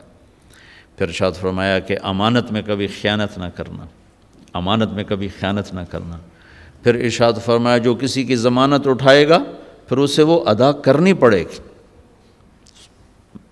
سکھیرا صاحب نے میری ضمانت اٹھائی، میں وہ کام نہیں کر سکا تو اب سکھیرا صاحب کے ذمے ہو گیا، ان کو کرنا پڑے گا۔ والزعیم غارم، اور کسی سے کوئی چیز مانگ کے لو تو اسے واپس کرنا ضروری ہے، اسے واپس کرنا ضروری ہے، امانت میں خیانت نہ کرنا۔ اور اگر دنیا کو سامنے رکھ کر چلو گے تو ہمیشہ تم منتشر رہو گے، آخرت کو سامنے رکھ کر چلو گے تو ہمیشہ خوشباش رہو گے، تمہاری زندگی مطمئن رہے گی، پرسکون رہے گی۔ اپنے نوکروں پر رحم کرنا، زیادتی نہ کرنا، ظلم نہ کرنا، انہیں وہ کھلانا جو کھاتے ہو، انہیں وہ پہنانا جو پہنتے ہو۔ اپنے نوکروں کو، اس وقت تو غلام تھے، آج میں نوکر کا لفظ آج استعمال کر رہا ہوں، ان کی مار پیٹ نہ کرنا۔ اگر تمہارا کام صحیح نہیں کرتے تو ان کو بیچ دینا۔ بیچنے کی جگہ میں یوں کہہ دیتا ہوں کہ اگر تمہارا کام صحیح نہیں کرتے تو فارغ کر دو، لیکن گالی دینا، مارنا پیٹنا، شہروں کا تو پتہ نہیں کہ دیہاتوں میں تو ہمارے ذمہ دارہ ماحول میں کھال اتار دیتے ہیں، ذمہ دار جانوروں کا سلوک کرتے ہیں نوکروں کے ساتھ، اور ماں بہن کی گالیاں، اس قدر گالیوں کے طوفان ہیں۔ تو میرے نبی نے کہا یہ ظلم نہ کرنا۔ ایک مزدوری پوری نہیں دیتے، ایک اوپر سے گالیاں دیتے ہیں۔ میں ایک دفعہ بیٹھتا ڈیرے میں تو ایک آ گیا، میں لوہار تھا، رونے لگا۔ میں کہا کی ہوئی آئی کہ باجی میاں صاحب غریباں دی نہ ماں ہوندی ہے، نہ بہن ہوندی، نہ دھی ہوندی ہے، صرف ذمہ داراں دی ہوندی ہے، ساڈی تے نہ ماں ہے، نہ بہن ہے، نہ دھی ہے، جڑی گل تے مرضی سانوں بے عزت کر چھڈن، دھیاں بہناں تا ذمہ داراں دیاں ہوندیاں۔ اتنا اس نے درد سے کہا کہ میں اب بھی رو پڑوں، اتنے درد سے اس نے کہا۔ تو جب اللہ کسی کو پیسہ دیتا ہے تو عام طور پر مزاج میں فرونیت آ جاتی ہے۔ بہت تھوڑے ہوتے ہیں جو اللہ سے ڈرتے ہیں اور اس کا خیال کرتے ہیں کہ یہ اللہ کی امانت ہے، اللہ جب چاہے مجھ سے واپس لے لے۔ اکثریت ایسے ہوتے ہیں کہ وہ بدتمیز ہو جاتے ہیں، ڈانٹ ڈپٹ، گالی گلوچ، مار پیٹ، بہت برا سلوک کرتے ہیں۔ گھروں میں عورتیں بھی یہی کچھ کرتی ہیں اور باہر مرد بھی یہی کچھ کرتے ہیں۔ تو میرے نبی نے جاتے ہوئے خاص طور پہ فرمایا کہ دیکھو بس سلوکی نہ کرنا، اچھا سلوک کرنا، اچھا سلوک کرنا، جو کھاؤ انہیں کھلاؤ، جو پہنو انہیں پہناؤ۔ پھر آپ نے فرمایا آخری جملہ، دیکھو میرے بعد ایک دوسرے کی گردنیں نہ کاٹنا اور مجھے قیامت کے دن اللہ کی بارگاہ میں رسوا نہ کرنا، میرے بعد کافر نہ ہو جانا۔ کافر ہونے کی تعبیر کیا فرمائی کہ ایک دوسرے کے خون کے پیاسے نہ ہو جانا، مجھے اللہ کی بارگاہ میں رسوا نہ کرنا۔ یہ موٹے موٹے پوائنٹس ہیں، اور بھی چیزیں ہیں وہ میں حج میں بیان کیا کرتا ہوں۔ اس کے بعد آپ نے ظہر اثر کٹھی پڑھی اور اونٹنی کو لے گئے جبل رحمت، بیت اللہ کی طرف منہ کیا اور پھر دعا کے لیے ہاتھ اٹھائے۔ آپ بھی حج پہ تشریف لے جا رہے ہیں، اللہ تعالیٰ ہمیں بھی جانے کی توفیق دے۔ دعا مانگتے ہیں لیکن مجھے نہیں یاد کہ کوئی دعا آدھے پونے گھنٹے سے لمبی مانگنے کی کوئی ہمت ہوئی ہو۔ میرے نبی نے جو ہاتھ اٹھائے ہیں تو یہ 6 گھنٹے کی دعا مانگی آپ نے، 5 سے 6 گھنٹے، اپریل کا مہینہ، دھوپ سر پر اور اونٹنی پر بیٹھے ہوئے، نہ پیچھے کوئی ٹیک ہے، نہ اوپر خیمہ ہے، نہ کوئی ڈرنکس آ رہے ہیں، نہ کوئی کھانے آ رہے ہیں۔ تو صحابہ آپس میں کہنے لگے روزہ ہے، آپ کھا ہی نہیں رہے، پی نہیں رہے؟ تو حضرت عباس کی بیگم ام فضل رضی اللہ تعالیٰ نے دودھ کا پیالہ بھیجا۔ وہ پیالہ آپ نے پانی، وہ دودھ کا تھا، وہ آپ نے پی لیا تو پتہ چلا کہ نہیں آپ کا روزہ نہیں ہے، ورنہ کچھ نہیں کھایا سارا دن۔ اسی وقوف میں ایک صحابی اونٹ سے گرے اور ان کا انتقال ہو گیا۔ تو آپ نے فرمایا کہ اس کو یہیں دفن کر دو، اس کے احرام میں ہی، اور اس کا سر نہ ڈھانکو، سر ننگا ہی رکھو، یہ قیامت کا دن اٹھے گا تو لبیک کہتا ہوا اٹھے گا۔ وہ کون تھے؟ مجھے کسی کتاب میں ان کا نام نہیں ملا، مگر صحابہ میں کوئی تھے تو جو ان کا وہاں انتقال ہوا، اور وہ 1.25 لاکھ مقدس لوگوں نے ان کا جنازہ پڑھا۔ 1.25 لاکھ وہ لوگ جن سے اللہ نے کہا رضی اللہ عنہم ورضوا عنہ، میں ان سے راضی ہو گیا، ایسے لوگوں نے ان کا جنازہ پڑھا۔ پھر آپ مغرب سورج ڈوبنے کے بعد آپ نے حضرت اسامہ کو اپنے پیچھے بٹھایا اور وہاں سے نکلے، اور آپ راستے میں اپنے ایک جگہ استنجا کیا، وضو کیا، پھر آپ مزدلفہ میں آئے۔ اب 9 کو شام کو نکلنا ہے مزدلفہ کے لیے، اور وہاں آپ نے پہلے مغرب کی نماز پڑھی، پھر سامان رکھوایا، پھر عشاء پڑھی، پھر آپ نے وہاں رات قیام فرمایا، اور اس رات آپ نے تہجد نہیں پڑھی، تہجد نہیں پڑھی۔ زندگی بھر آپ، نبیوں میں تو ویسے ہی جسمانی طاقت بھی ہوتی ہے اور روحانی طاقت کی تو خیر انتہائی کوئی نہیں، لیکن آپ نے تہجد نہیں پڑھی، جان بوجھ کے نہیں پڑھی کہ مزدلفہ میں لوگ تھک کے پہنچتے ہیں، تو آپ سوئے رہے تاکہ کوئی تھکا ہوا میرا امتی سوتا بھی رہے تو اس کو میری سنت کا اجر مل جائے۔ ہمت والے پڑھیں، مبارک رات ہے، لیکن کوئی تھکا ہوا میرے جیسا اٹھنے کی ہمت نہ ہو تو اس کے لیے بھی میرا نبی کیا خوبصورت طریقہ چھوڑ کر گئے ہیں کہ آپ نے تہجد جان بوجھ کے نہیں پڑھی۔ بلکہ میں بیٹھا تھا حرم میں تو شیخ عطیہ سالم بہت بڑے عالم تھے، اللہ ان کو بخشش فرمائے، مسجد نبوی میں ان کا بہت بڑا درس، سب سے بڑا درس ان کا ہوتا تھا، تو میں جب جاتا تھا تو ان کے درس میں ضرور بیٹھتا تھا مغرب سے عشاء۔ ایک دفعہ وہ اس بات پر گفتگو فرما رہے تھے کہ آپ نے اس رات تہجد کی نماز نہیں پڑھی، وطر پڑھے کہ نہیں پڑھے، وطر، چونکہ وطر آپ نے کبھی سفر میں بھی نہیں چھوڑے تھے، وطر پڑھے کہ نہیں پڑھے، تو فرما رہے تھے دیکھو بھائی میں نے تو بہت کوشش کی، مجھے کسی کتاب میں نہیں ملا کہ آپ نے وطر پڑھے کہ نہیں پڑھے، اگر کسی کو مل جائے تو مجھے آ کے بتانا، میں اسے بہت بڑا انعام دوں گا، میں اسے بہت بڑا انعام دوں گا، کہ لگتا ہے کہ آپ نے وطر بھی نہیں پڑھے اس رات اور سو گئے، تاکہ جو بیچارے تھکے ہارے آتے ہیں،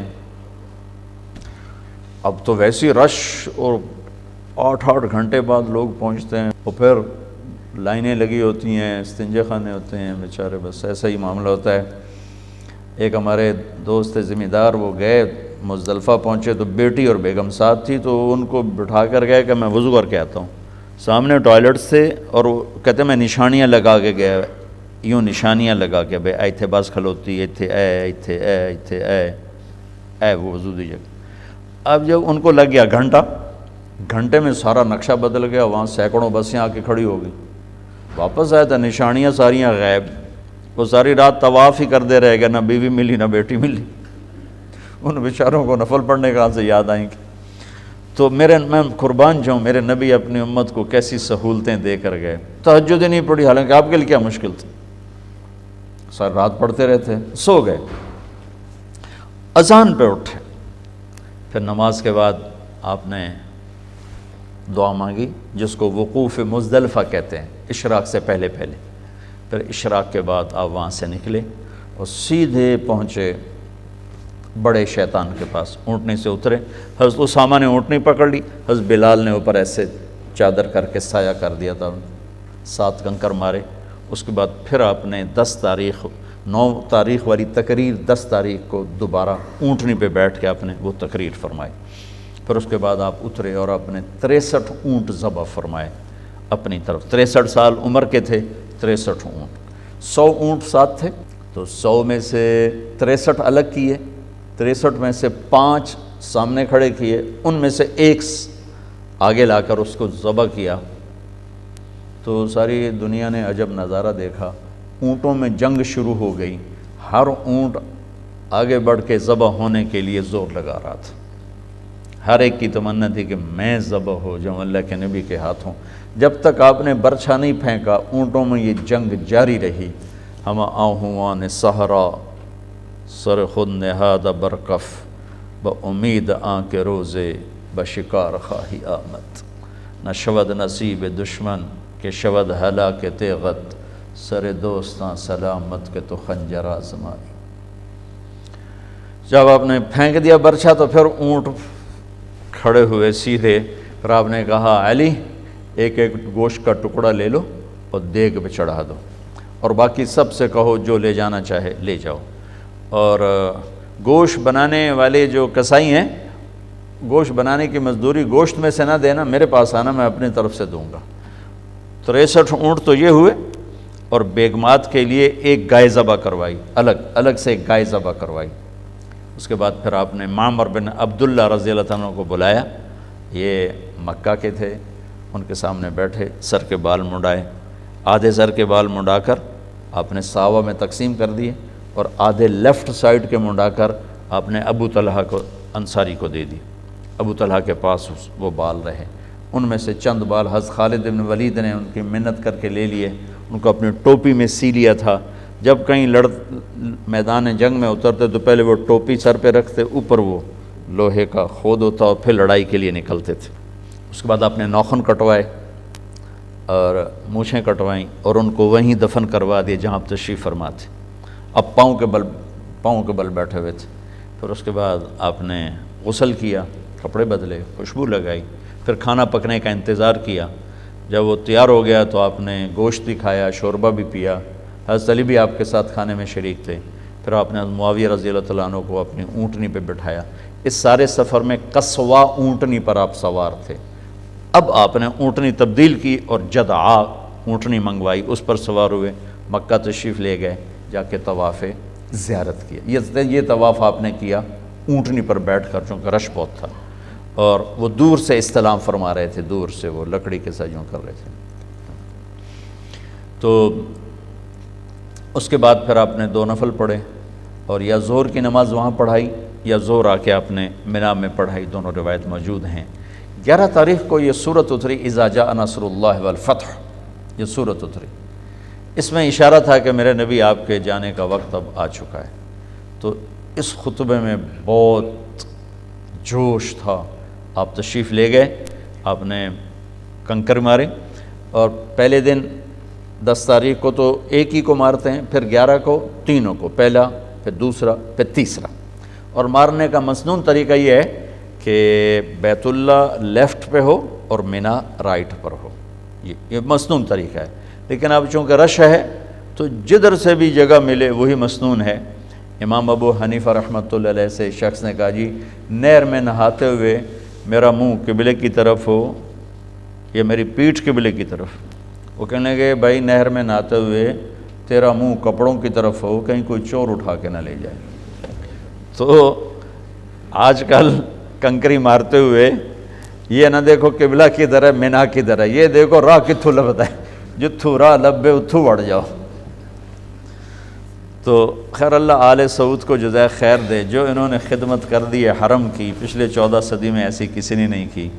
اب جس وقت بھی چلے جائیں موقع آسانی سے مل جاتا ہے کنکری مارنے کا۔ تو آپ نے 10 تاریخ کو تو ایک ہی کو کنکر مارے تھے، پھر جب 11 کو گئے تو پہلے کنکر مار کے پھر آپ نے دعا مانگی۔ یہ دعا تھی کوئی پونے گھنٹے کی دعا مانگی آپ نے، پھر دوسرے کو مارے، پھر پونے گھنٹے کی دعا کی، پھر تیسرے کو مارے، پھر دعا نہیں کی۔ یہاں دعا کیوں نہیں کی؟ کہ یہاں جگہ تنگ تھی، اور پھر وہی بات آ گئی کہ تنگ جگہ کی وجہ سے کھڑے ہونے پر رش اور دھکم پیل، تو آپ نے دعا چھوڑ دی، عمل چھوڑ دیا، اپنے ساتھیوں کو تکلیف سے بچایا۔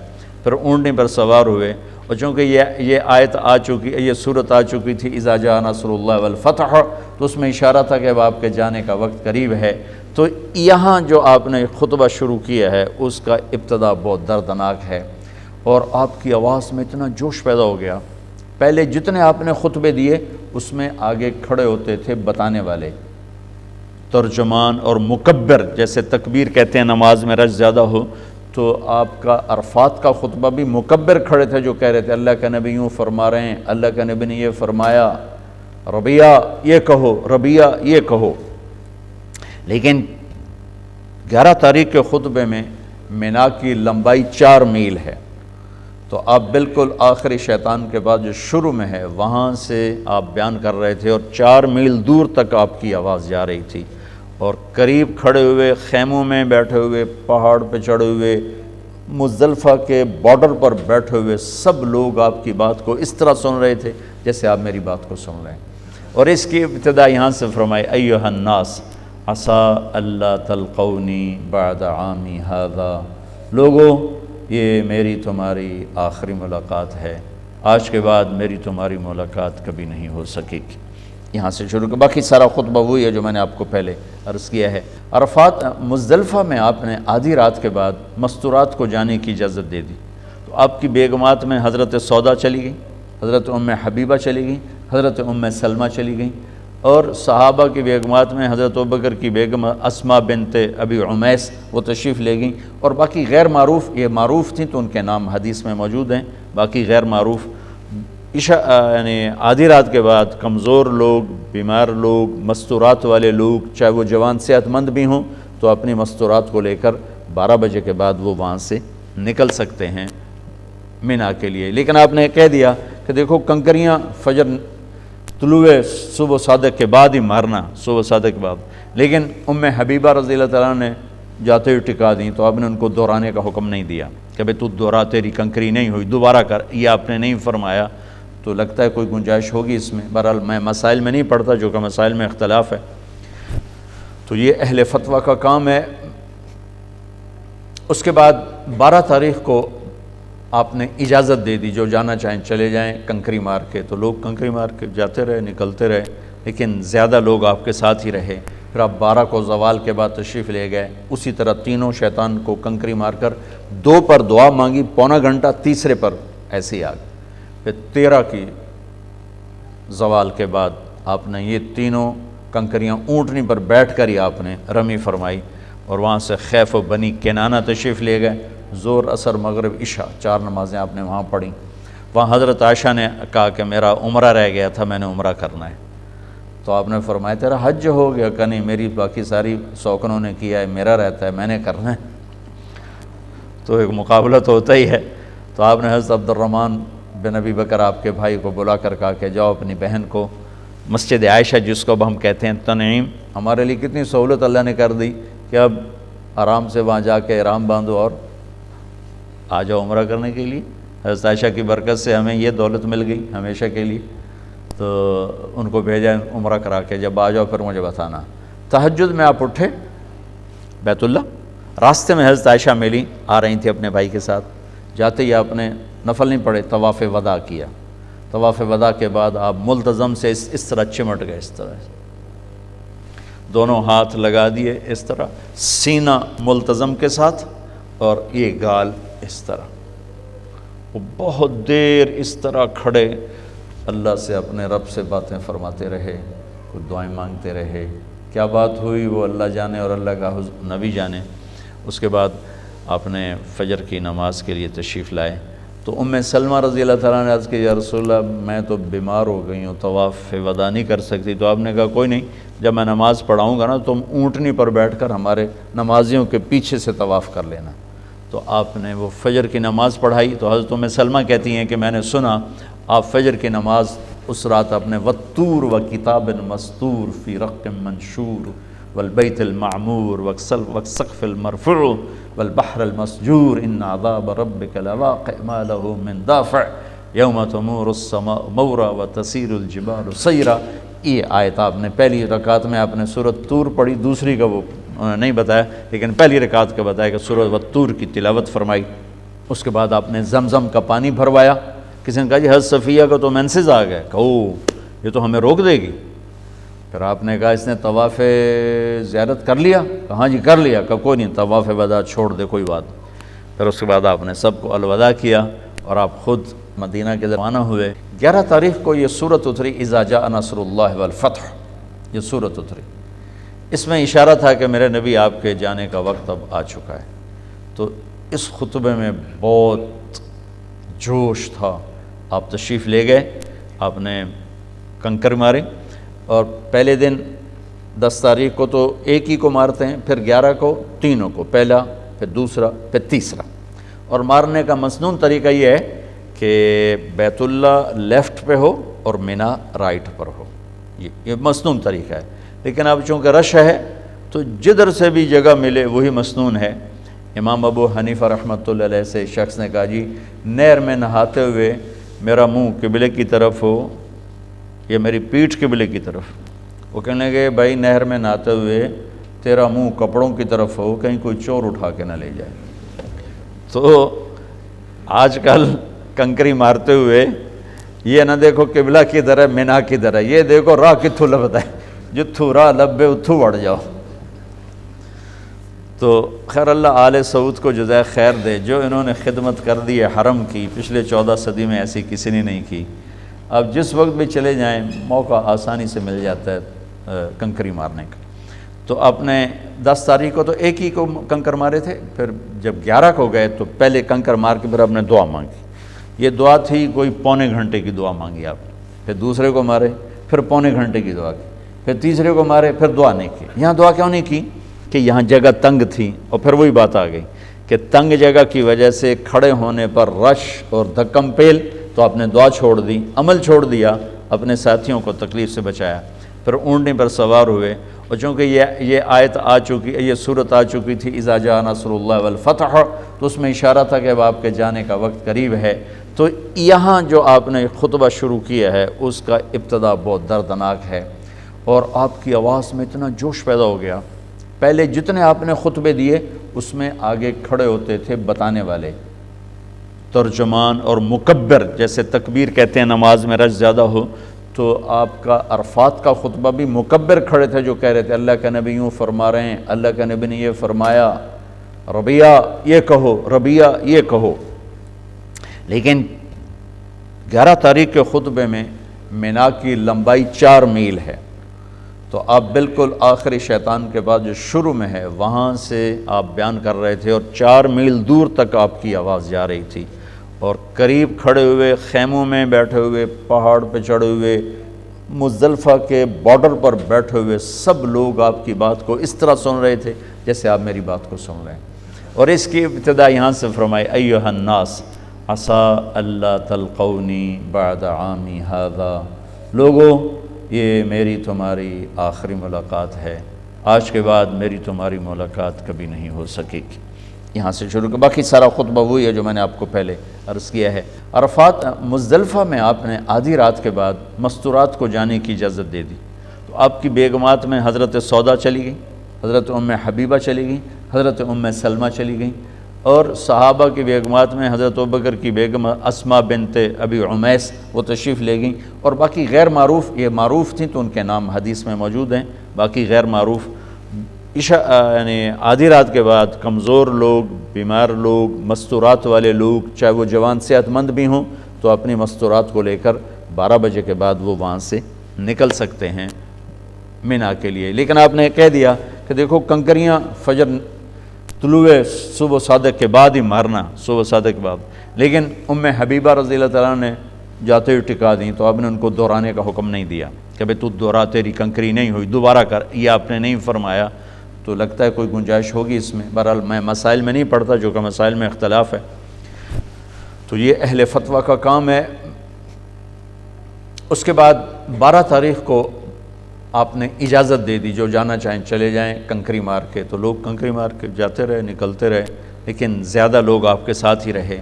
پھر آپ 12 کو زوال کے بعد تشریف لے گئے، اسی طرح تینوں شیطان کو کنکری مار کر 2 پر دعا مانگی، پونا گھنٹہ، تیسرے پر ایسے ہی آ گئے۔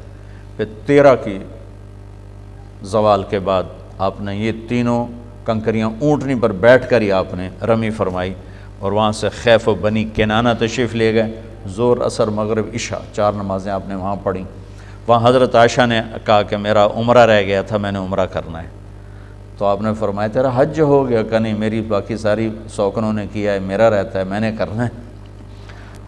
تو ایک مقابلہ تو ہوتا ہی ہے۔ تو آپ نے حضرت عبد الرحمن بن ابی بکر آپ کے بھائی کو بلا کر کہا کہ جاؤ اپنی بہن کو مسجد عائشہ، جس کو اب ہم کہتے ہیں تنعیم، ہمارے لیے کتنی سہولت اللہ نے کر دی کہ اب آرام سے وہاں جا کے احرام باندھو اور آ جاؤ عمرہ کرنے کے لیے۔ حضرت عائشہ کی برکت سے ہمیں یہ دولت مل گئی ہمیشہ کے لیے، تو ان کو بھیجا عمرہ کرا کے، جب آ جاؤ پھر مجھے بتانا۔ تہجد میں آپ اٹھے بیت اللہ، راستے میں حضرت عائشہ ملی، آ رہی تھی اپنے بھائی کے ساتھ، جاتے ہی آپ نے نفل نہیں پڑھے، طواف وداع کیا۔ طواف وداع کے بعد آپ ملتزم سے اس طرح چمٹ گئے، اس طرح دونوں ہاتھ لگا دیے، اس طرح سینہ ملتزم کے ساتھ، اور یہ گال اس طرح، وہ بہت دیر اس طرح کھڑے اللہ سے اپنے رب سے باتیں فرماتے رہے، کچھ دعائیں مانگتے رہے۔ کیا بات ہوئی وہ اللہ جانے اور اللہ کا نبی جانے۔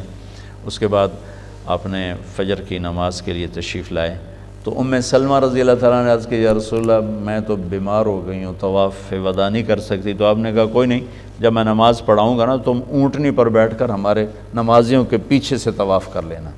تو آپ نے وہ فجر کی نماز پڑھائی۔ تو حضرت ام سلمہ کہتی ہیں کہ میں نے سنا آپ فجر کی نماز اس رات اپنے والطور وکتاب مستور فی رق منشور والبیت المعمور والسقف المرفوع والبحر المسجور ان عذاب ربک لواقع ما له من دافع، یوم تمور السماء مورا وتسیر الجبال سیرا. یہ آیت آپ نے پہلی رکعت میں آپ نے سورۃ طور پڑھی، دوسری کا وہ نہیں بتایا، لیکن پہلی رکعت کا بتایا کہ سورۃ والطور کی تلاوت فرمائی. اس کے بعد آپ نے زمزم کا پانی بھروایا. کسی نے کہا جی حضرت صفیہ کو تو مینسز آ گئے، کہو یہ تو ہمیں روک دے گی. پھر آپ نے کہا اس نے طواف زیارت کر لیا؟ کہا جی کر لیا. کہا کوئی نہیں، طواف وداع چھوڑ دے، کوئی بات. پھر اس کے بعد آپ نے سب کو الوداع کیا اور آپ خود مدینہ کے ذرا روانہ ہوئے، اور تقریباً آس پاس 22 ذوالحج کو آپ ذوالحلیفہ پہنچے. آپ نے فرمایا آج رات ہم ادھر ہی قیام کریں گے، گھر نہیں جائیں گے. ایک بات یاد آ گئی، جس سال آپ نے حج کا اعلان فرمایا اس سال چیچک پھیل گیا، اسمال پاکس ایک بیماری تھی، وہ پھیل گئی. بہت سے لوگ حج سے رہ گئے. یہ 1.25 لاکھ ٹوٹل صحابہ نہیں، صحابہ اس سے بھی زیادہ ہیں. بہت سے لوگ آ نہیں سکے چیچک کی وجہ سے. وہ چیچک قیامت تک کے لیے ایک رحمت بن گیا. صحابہ کو ہوا کہ حج سے رہ گئے. تو آپ نے کہا رمضان میں عمرہ کرنا میرے ساتھ حج کے برابر ہو گیا.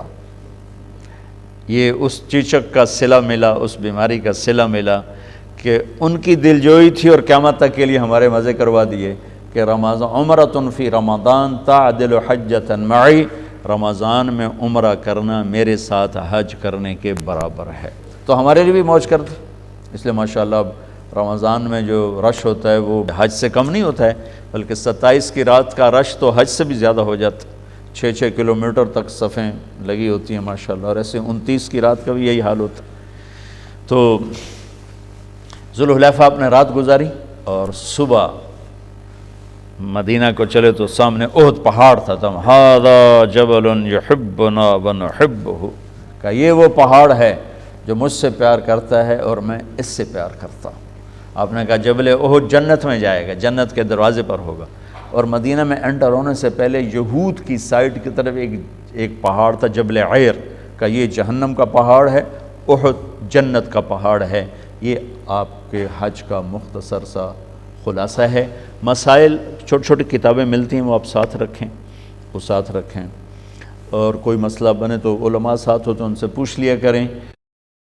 البتہ یعنی ہر غلطی کی موجود ہے، تلافی موجود ہے. 1 بکرا دے دو، 2 دے دو، جن کو اللہ نے وسعت دی ہے قربانی کھل کے کرو. میرے نبی نے 63 اونٹ ذبح کیے، 63 اونٹ، اور ایک اونٹ میں 7 آدمیوں کا حصہ ہوتا ہے، 7 آدمیوں کا حصہ ہوتا ہے. تو کوئی 450 کے قریب سب آپ نے ایک ہستی نے قربانیاں کی اور اس کا گوشت تقسیم کیا. اس کا مطلب ہے کہ اللہ نے جس کو رزق دیا ہے وہ وہاں خرچ کرے اور لوگوں کو کھلائے، تو اللہ کو بہت انتہائی پسندیدہ ہے. تو چند بنیادی چیزیں ہیں، میں آخری بات آپ سے عرض کر رہا ہوں، جو حج کی بنیاد ہیں اس کی تلافی کوئی نہیں ہے. کنکریاں آگے پیچھے ہو گئیں، بکرا دے دو. بال منڈانے آگے پیچھے ہو گیا، بکرا دے دو. ناخن کاٹ لیے، بکرا دے دو. خوشبو لگا لی، بکرا دے دو، کوئی مسئلہ نہیں. لیکن حج کی پہلی بنیاد ہے جو حضرت آدم نے رکھی، وہ ہے توبہ. توبہ کر کے نہیں آئے تو ان سارے بکرے وڑ چھڈو، تلافی کوئی نہیں. حج کا مقصود توبہ ہے، جس کی بنیاد اماں اور ابا نے رکھی. آدم اور حوا عرفات میں بیٹھ کر کہا ربنا ظلمنا انفسنا وإن لم تغفر لنا وترحمنا لنکونن من الخاسرین، کہ یا اللہ بس ہمیں معاف کر دے. تو ہر مرد عورت جو عرفات کی وادی میں قدم رکھتا ہے اس کے لیے اللہ کی طرف سے اعلان ہے، میرے بندے توبہ کرنے آنا ہے، حاضری لمامر نامی توبہ کرنا. اور اللہ کیا کہہ رہا ہے اس دن؟ فرشتوں سے کہتا ہے میرے دیکھ لو میرے فرشتوں، آج میرے بندے آئے ہیں، آج میرے بندے اور بندیاں آ رہے ہیں. اللہ کہتا ہے آج اتنے گناہ لے کے آؤ جتنے بارش کے قطرے، اتنے گناہ لے کے آؤ جتنے درختوں کے پتے، اتنے گناہ لے کے آؤ جتنے ریت کے ذرے، اتنے گناہ لے کے آؤ جتنے جب سے ٹائم شروع ہوا ہے اس میں پیدا ہونے والے دن اور رات، اتنے لے کر آؤ اور یہاں بیٹھ کر مجھ سے کہو توبہ، تو میں سارے معاف کر کے تمہیں واپس بھیجوں. ایک بھی تمہارے ذمہ نہیں چھوڑوں گا۔ تو آپ سب بھائی بہنوں سے تو گزارش ہے کہ ہم توبہ کرنے جائیں۔ توبہ کا مطلب ہے واپس آ جانا، لفظی مطلب ہے واپس آ جانا۔ یا اللہ پہلے اور راہوں پر تھے، اب تیری راہوں پہ واپس آ گئے۔ اور پھر اگر کبھی ٹوٹ بھی جائے انسان جو ہے تو ڈرنے گھبرانے کی بات نہیں ہے، دوبارہ کر لیں گے، چونکہ معاملہ اللہ کی ذات سے ہے، کوئی پاکستان سے کے بادشاہ سے تو نہیں، یا ہندوستان کے یا ایران کے امریکہ کے عرب سے عجب کے بادشاہ نہیں، مطلب ہے کہ انسانوں سے معاملہ نہیں، اللہ سے معاملہ۔ اور اللہ کو نہ میرے گناہوں کا اثر پڑتا نہ میری نیکی کا اثر پڑتا۔ میں معاف کرنے میں دیر کیوں کرتا ہوں کہ میرے اوپر سکھیرا صاحب نے جو زیادتی کی اس کا میرے اوپر اثر ہے، جب تک وہ اثر باقی میرا معاف کرنے کو دل نہیں کرتا۔ اور میرا اللہ کیا کہتا ہے، لن تبلغوا نفعی فتنفعونی ولن تبلغوا ضری فتضرونی۔ میرے بندو، تم مجھے نفع دینا چاہو تو تم اس قابل نہیں ہو، نقصان پہنچانا چاہو تو اس قابل نہیں ہو، تم سارے نیک ہو جاؤ تو مجھے فرق نہیں پڑتا، تم سارے بدماش ہو جاؤ مجھے کوئی فرق نہیں پڑتا۔ لہذا سب سے سوکھا کام ہے اللہ کو منانا، سب سے آسان کام ہے اللہ کو منانا۔ کائنات میں سب سے آسان ترین اللہ کو منانا ہے۔ سارے رشتے منانے اوکھے ہیں، اللہ کو منانا 1 سیکنڈ کی بات۔ دل میں نیت پکی ہو اور زبان، یا اللہ آئندہ نہیں کروں گا، معاف کر دو، میرے رب کی قسم اتنے گناہ ہوں کہ زمین سے لے کر آسمان کی چھت تک پہنچے ہوں، تو اللہ کہتا ہے جاؤ معاف کر دو، جاؤ معاف کر دو۔ وہ پوچھتا بھی نہیں، مڑتا نہیں کرے گا۔ ہم تو پکا کرتے ہیں، ہاں بھائی آئندہ تو نہیں کرو گے۔ وہ پوچھتا بھی نہیں، ہاں بھائی ہن کی صلاح ہے، اگاں کی صلاح ہے، کرنے کہ نہیں کرنے، یہ نہیں کرنے، اچھا جہاں تاں معاف کیتا۔ یا اللہ معافی مل سکتی؟ کہا یہ کیوں کہتے ہو مل سکتی؟ جاؤ میں نے کر دیا، کر دیا۔ اور دروازے پہ جا کے ٹوٹ گئی توبہ، یہاں سے وہاں 15 فٹ کے فاصلے پر، تو اب کیا ہوگا؟ کہا پھر کر لینا، میں پھر معاف کر دوں۔ گھر جاتے جاتے پھر ٹوٹ گئی، پھر کیا کروں گا؟ پھر کرنا، میں پھر معاف کر دوں۔ اگر میں روز توڑوں تو پھر کیا کروں گا؟ پھر کرنا، میں پھر معاف کر دوں گا۔ میرے نبی نے کہا دن میں 70 دفعہ توبہ ٹوٹے اور تم 70 دفعہ کرو تو اللہ 70 دفعہ تمہیں معاف کرے گا، اور 1 دفعہ بھی برا نہیں منائے گا۔ کرو صحیح۔ یہ شیطان چکر دے گا کہ ایسی توبہ دا کی فائدہ، اتھے کرو اتھے توڑ دیو، بڑا فائدہ ہے۔ کیا پتہ درمیانی وقفے میں ہی اللہ بلا لے اور پاک صاف پہنچ جاؤ۔ میں گیا نواب شاہ، چلا تھا میرا، تو وہاں ایک گھر میں ہم نے وہاں کے وڈیرے کٹھے، انہوں نے بتایا یہ ایک وڈیرا آیا ہوا ہے بڑا ظالم اور بہت جابر اور پتہ نہیں کیا کیا، تو بڑی بڑی مونچھیں، بیان میں وہ بیٹھا رو رہا تھا۔ میں نے توبہ کروائی، میں بیان میں کرواتا ہوں، اس نے زور سے کہا یا اللہ میری توبہ، یا اللہ میری توبہ، یا اللہ میری توبہ۔ ڈیرے میں جا کر کہا سائیں اساں توبہ کر لئی ہے، اور شام کو مر گیا۔ ساری زندگی گزری کس کام میں، اور موت آئی توبہ کر کے، سب معاف۔ توبہ بڑا زبردست اللہ نے دروازہ رکھا ہے، نہ عدد کی قید ہے نہ عمر کی قید ہے۔ ہاں بھائی 60 سال عمر ہو گئی اب توبہ قبول نہیں، ہاں بھائی 1000 دفعہ ٹوٹ گئی اب قبول نہیں، کہتا 1 کروڑ دفعہ توڑ پر کر صحیح معاف، 100 سال کی عمر میں کر صحیح معاف، نہ نظر آئے نہ دکھائی دے، نہ ٹرا جائے نہ اٹھا جائے، لوگ کہیں ہن تیری توبہ دا کی فائدہ، انا ہو گیا ٹریا جاندہ نہیں، ہن پہ کرے نہ توبہ۔ میرا لگا آ جا ان کی نہ سنا، تو سب دیوانے مجھے جانتے نہیں، آ جانا تیری اس حال میں بھی معاف کروں گا۔ نہ کہیں جہاں میں اما ملی، جو اما ملی تو کہاں ملی، میرے جرم خانہ خراب کو تیرے عفو بندہ نواز۔ بھائیو بہنوں توبہ ضرور کر، اللہ بڑا کریں بڑا کریں، اس کے معاف کرنے کی کوئی حد نہیں ہے، کوئی حد نہیں ہے۔ ہمارے گناہوں کی کوئی حیثیت نہیں ہے۔ ہاں باغی نہ بنے، گناہ گار اور چیز ہے، مجرم اور ہے، باغی اور ہے۔ باغی ہے کیوں ہے جو شراب پیتے کی ہے، زنا کیتا تھا کی ہوگا، سارے کر دے پھر میں کیتا تھا کی ہویا، یہ باغی ہے۔ باغی کا قانون اور ہے اور ملزم کا قانون اور ہے۔ جی غلطی ہو گئی، کر بیٹھے ہیں جی، ہو گئی، یہ اور ہے۔ میں کی تکی ہو گیا، یہ اور ہے۔ اللہ کا یہ قانون بھی نہیں کہ شمر اور حسین کو ایک کرسی پہ بٹھا دے۔ کربلا میں سر کٹانے والے اور ایمان کے سودے کرنے والے اگر ایک ہی جگہ پر بیٹھ جائیں تو پھر تو ساری شریعت کو آگ لگا دو۔ تو ایک میرے رب کا نظام بھی تو ہے، اگر رات کو ناچنے والی اور رات کو رونے والی کو اس نے ایک کر دینا ہے تو اتنی بڑی شریعت کیوں اتاری؟ حسین اور ابن زیاد کو ایک ہی تخت پہ بٹھانا ہے تو اتنا بڑی کربلائیں کیوں قائم کی؟ تو یہ تصور بڑا غلط ہے۔ اللہ بڑا غفور الرحیم ہے، آپ پہ معاف کرے گا۔ ایویں مولوی ڈرائی جان دینا، اللہ بڑا غفور الرحیم ہے، آپ پہ معاف کرے گا۔ آپ پہ تمہاری دکانیں تو کھولتا نہیں، تمہاری فیکٹریاں تو آپ پہ چلتی نہیں، وہاں تو سر پہ بیٹھے ہوئے۔ تو جنت بھی ایک میرے رب کا نظام ہے، اس کی رضا بھی میرے رب کا ایک نظام ہے۔ ایک اس کی رحمت ہے جس کو چاہے معاف کرے، ایک اس کا قانون ہے جس نے کھرے کھوٹے کو الگ کرنا ہے۔ تو ایک عرفات کا سب سے، دیکھو میرے نبی نے کوئی نفل نہیں پڑھے، کوئی تلاوت نہیں کی، بس دعائیں مانگتے رہے، 2 نمازیں اکٹھی پڑھ کے 2 رکعت۔ تو عرفات کے سب سے بڑے عمل کوئی مسنون چیز نہیں، اتنے باری اے پڑھو، اتنے باری اے پڑھو، اتنے 100 باری اے پڑھو۔ تمہارے ندامت کے آنسو ہیں اور تمہاری ٹھنڈی آہیں ہیں، یہی عرفات کا عمل ہے کہ یا اللہ بس جلدی کر، معاف کر، آ گئے ہیں، مہربانی کر، بس کر، معافی دے دے۔ یہ عرفات کا عمل ہے۔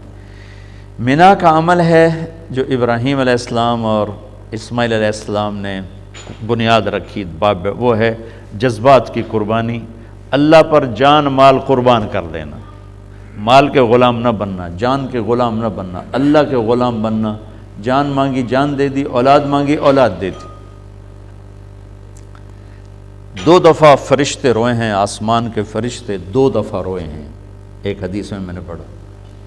ایک دفعہ جب ہمارے نبی کو پتھر پڑے طائف میں، یہ واقعہ پہلے بتا دیتا ہوں، دوسرا بعد، پہلا واقعہ بعد میں بتاتا ہوں۔ جب ہمارے نبی کو پتھر پڑے، ابھی میں عمر پہلی دفعہ مجھے وہ ویزا ملا تو میں طائف گیا اور وہ جگہ دیکھی جہاں ہمارے نبی کو پتھر پڑے، پھر آپ بے ہوش ہو کے گرے، پھر آپ کو اٹھا کے ایک جگہ آپ کے غلام زید نے ڈالا، وہ سارا میں نے جگہ جا کے آنکھوں دیکھا حال جیسے کہتے ہیں۔ اوپر ایک چھت پہ چڑھ گیا ایک جگہ اور میں ساری وادی دیکھتا رہا جہاں آپ کو پتھر پڑے تھے۔ تو آپ کے بے ہوش ہونے پر آسمان کے فرشتے روئے تھے، اور پہلی دفعہ روئے تھے جب مینا کی وادی میں 6-7 سال 8 سال کا بچہ اسماعیل اور سامنے 94 سال کا بوڑھا باپ ابراہیم، چھری دبائی ہوئی ہے، چھپائی ہوئی ہے، اور بیٹا باپ کو دیکھ کے خوش ہو رہا ہے۔ پہلی دفعہ اپنے ہوش میں باپ کو دیکھ رہے ہیں۔ پہلے ایک دفعہ آئے ہیں ابراہیم تو اس وقت آپ بالکل چھوٹے تھے، تو آج پہلی دفعہ ہوش میں باپ کو دیکھ رہے ہیں۔ وہ پتہ نہیں کیا کیا جذبات سے دیکھ رہے ہیں، اور اوپر سے ابا کی طرف سے ایک دم فرمان آتا ہے، بیٹا تیرے ذبح کا حکم ہو چکا ہے، کیا کہتے ہو؟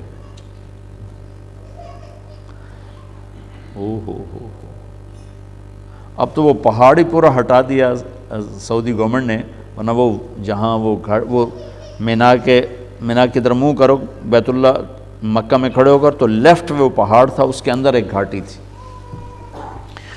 تو میں قربان جاؤں، حضرت حاجرہ نے بچے کو اس طرح تیار کر دیا تھا کہ یا ابا تفعل، ابا جی جلدی کرو، دیر کیوں کرتے ہو، دیر کیوں کرتے ہو؟ یا ابا تفعل، واو نہیں، فا نہیں، ثم نہیں۔ قرآن حرفوں سے اشارے کرتا ہے، حرف گرا کے معنی بتاتا ہے، حرف بڑھا کے معنی بتاتا ہے۔ یہاں ایک حرف گرا کے اللہ نے معنی بتایا ہے، یا ابا تفعل، الف کو گرایا ہوا ہے، الف گرا کے اسماعیل کے ایمان کا، جذبے کا، خوشی کا اظہار۔ ابا جی جلدی کرو، پھر آپ دیر کیوں کر رہے؟ تو ابراہیم علیہ السلام حیران ہو گئے، وہ سمجھے کہ شاید اس کو پتہ نہیں میں کیا کہہ رہا ہوں۔ پھر فرمایا پتہ بھی ہے میں کیا کہہ رہا ہوں؟ ہاں جی پتہ۔ آپ نے گھاٹے کا سودا نہیں بتایا، نفع کا بتایا۔ آپ کے بدلے میں اللہ ملے گا، اللہ آپ سے بہتر ہے۔ دنیا کے بدلے میں جنت ملے گی، جنت دنیا سے بہتر ہے۔ پھر معصوم ذہن سوچ میں پڑ گیا، کہنے لگا ہاں ایک بات ہے، میری ماں کو ضرور دکھ ہوگا، کیونکہ میں تو اس کا اکیلا ہوں۔ تو اپنا کرتا اتارا، کہا ابا جی یہ کرتا میری اماں کو دے دینا، میں جب یاد آؤں گا میرا کرتا دیکھ لیا کرے گی، اس کو تسلی ہو جائے گی، اور آپ اپنے کرتے میں مجھے کفن دے کے ادھر ہی دفن کر دینا، ادھر نہ لے جانا، میری ماں شاید مجھے دیکھ کے بہت دکھی ہو، کٹا ہوا سر کوئی سوکھا کام۔ ابا جی مجھے الٹا لٹانا، سیدھا نہ لٹانا، وَطَلَّهُ لِلْجَبِينَ، کہیں آپ کی نظر میرے اوپر پڑے اور آپ کا ہاتھ نہ کانپ جائے۔ اب باپ ہو میرے بھائیو، 94 سال کا بوڑھا تو مرغی نہیں ذبح کر سکتا، بچہ ذبح کرنے کا حکم آ چکا۔ جب انہوں نے گھٹنے پہ ان کی کمر پہ ٹکائے نا، اور سر کے بال پکڑ کر یوں سر اوپر اٹھایا، اور چھری ہاتھ میں، ایک ہاتھ میں سر کے بال، ایک ہاتھ میں چھری، اور یوں آسمان کو دیکھا، اور بچہ نیچے لیٹا پڑا ہے اور چھری یہاں آ چکی ہے، ہاتھ یہاں ہے، تو یوں دیکھا کہ اے اللہ مجھ سے ناراض ہو گئے ہو کہ اسماعیل کی محبت نے میرے دل میں زیادہ جگہ پکڑ لی ہے؟ ایسی بات نہیں میرے اللہ، میرے دل میں تو ہی تو ہے، اگر میرا کوئی امتحان ہے تو مجھے پاس کر دے بس۔ اس پر ساتوں آسمان کے فرشتوں میں چیخ و پکار مچ گئی، چلا دی چھری، آسمان سے حکم آ گیا نہیں چل سکتی، سٹاپ، فل سٹاپ۔ دوسری بنیاد ہے کہ ہر حاجی سیکھ کر آئے کہ یا اللہ تیرے اوپر کس طرح سب کچھ لگانا ہے، بچانا نہیں لگانا ہے۔ جھگی پھونک تماشا ویک، لگانے کا مزہ بہت اعلیٰ ہے بچانے سے، اور ایک ہے مال لگانا، وہ تو بڑے سخی موجود ہے، ایک ہے جذبات قربان کرنا جو باپ بیٹے نے کیے، جذبات کی قربانی، احساسات کو کچل دینا، یہ کروڑوں روپے خرچ کرنے سے زیادہ مشکل سخاوت، بہت بڑی سخاوت ہے اپنے احساسات و جذبات کو اللہ پہ قربان کر دینا۔ عمر بن عبدالعزیز، ان کی بیگم کی ایک باندی تھی، اس سے وہ بہت پیار کرتے تھے، اور اپنی بیگم سے کہتے مجھے یہ ہدیہ کر دو، باندی بغیر نکاح کے جائز ہے، وہ بیگم کہتی میں نے نہیں کرنی۔ جب وہ خلیفہ بنے تو ان کی بیگم نے اس باندی کو تیار کیا، دلہن بنایا، اور حضرت عمر کی خدمت میں پیش کیا کہ پہلے میں آپ کو انکار کرتی تھی، آج آپ کو میں گفٹ کرتی ہوں۔ تو عمر بن عبدالعزیز اس کو دیکھ کر کہنے لگے تو کون ہے؟ فلاں ہوں۔ کہاں سے آئی؟ کہ میں موصل سے لائی۔ تیرا مالک کون تھا؟ فلاں تھا۔ زبردستی لایا گیا تجھے؟ کا زبردستی لایا گیا۔ حکم دیا اس کو اس کے مالک کے پاس واپس بھیج دیا جائے۔ وہ کہنے لگی این وجدک یا امیر المومنین، امیر المومنین وہ آپ کا عشق کہاں گیا جو میرے ساتھ تھا؟ کہا وہ اس وقت پہلے سے دگنا ہے، لیکن تجھے اللہ کے حکم پہ قربان کرتا کہ اب میں عدل کی کرسی پر بیٹھا ہوں، اب میں نے عدل کو زندہ کرنا ہے، جذبے کو نہیں۔ یہ دوسری چیز ہے کہ اللہ تعالیٰ مجھے بھی دے دے، آپ کو بھی دے دے، ہماری مسورات کو بھی دے دے، کہ اللہ اس کے رسول کی رضا کے سامنے اپنے جذبات کو کچل لیں۔ تیسری چیز جو ہمیں ملی وہ جناب رسول اللہ صلی اللہ علیہ وسلم سے دعوت کی ذمہ داری ملی، تبلیغ کی ذمہ داری ملی، جو آپ نے منا میں 2 دن 10 اور 11 کو کہا فَلْيُبَلِّغِ الشَّاهِدُ الْغَائِبُ، میرا پیغام آنا تمہارے ذمہ ہے۔ تبلیغ کا یہ مبارک کام جو اس وقت 6 بر اعظم میں ہو رہا ہے، ابھی ہم انگلینڈ اور ترکی کا سفر کر کے میں واپس آیا ہوں، ابھی تو ہڈیوں سے وہ تھکاوٹ ہی نہیں نکلی کہ آپ بھائیوں کی زیارت اللہ نے مقدر فرما دی۔ تو یہ تبلیغ کا مبارک کام جو اس وقت 6 بر اعظم میں پھیل چکا ہے، اور اللہ کے فضل و کرم سے ہر قسم کی فرقہ واریت سے پاک ہے، آپس کی نفرتوں سے پاک ہے۔ یہ محنت ہمیں میدان منا میں اللہ کے نبی نے سپرد فرمائی کہ کہ میرا پیغام آگے پہنچانا تمہارے ذمے ہے۔ فَلْيُبَلِّغِ الشَّاهِدُ الْغَائِبُ، میرا پیغام آگے پہنچانا تمہارے ذمے ہے۔ تو وہاں جانے والا ہر مرد عورت وہ اس بات کا مکلف بن جاتا ہے کہ اب اللہ کے پیغام کو دنیا میں پہنچانا ہمارے ذمے ہے۔ دنیا میں کوئی 7 ارب انسان ہیں، اور ان تک پیغام پہنچانے کے لیے اس 1.5 ارب امت کو چنا گیا ہے کہ ہم اللہ کے پیغام کو دنیا کے آخری کنارے تک پہنچائیں، کہ اب نبی کوئی نہیں آئے گا تو نبوت کی ذمہ داری ہمارے اوپر ڈال دی گئی ہے۔ لا الہ الا اللہ یہ کلمے کا پہلا حصہ ہے، اس کا تقاضا ہے لا الہ لا الہ لا الہ، یہ ایک حصہ ہے، کسی کے آگے نہ جھکو، الا اللہ صرف اللہ کے آگے جھکو، محمد الرسول اللہ محمدی بن کے اللہ کو دکھاؤ، محمدی بن کے دکھاؤ، اور لا نبی بعدہ آپ کے بعد کوئی نبی نہیں، اس کا تقاضا ہے کہ آپ کے پیغام کو پوری دنیا میں پہنچاؤ۔ بس یہ اس نبی پاک نبی محترم صلی اللہ علیہ وسلم کی دو ہی ذمہ داری ہے کہ ہم اللہ کے اس مبارک اور مقدس پیغام کو دنیا کے آخری کنارے تک پہنچائیں۔ اگر ہم یہ کرنے والے بن گئے تو انشاءاللہ العزیز اللہ تعالی ہمارے ذریعے سے پتہ نہیں کن لوگوں کو ہدایت نصیب فرما دے گا۔ یہ چند ایک چیزیں تھیں جو حج کے بارے میں آپ سے عرض کی تھیں، یہ آخری بات ہے۔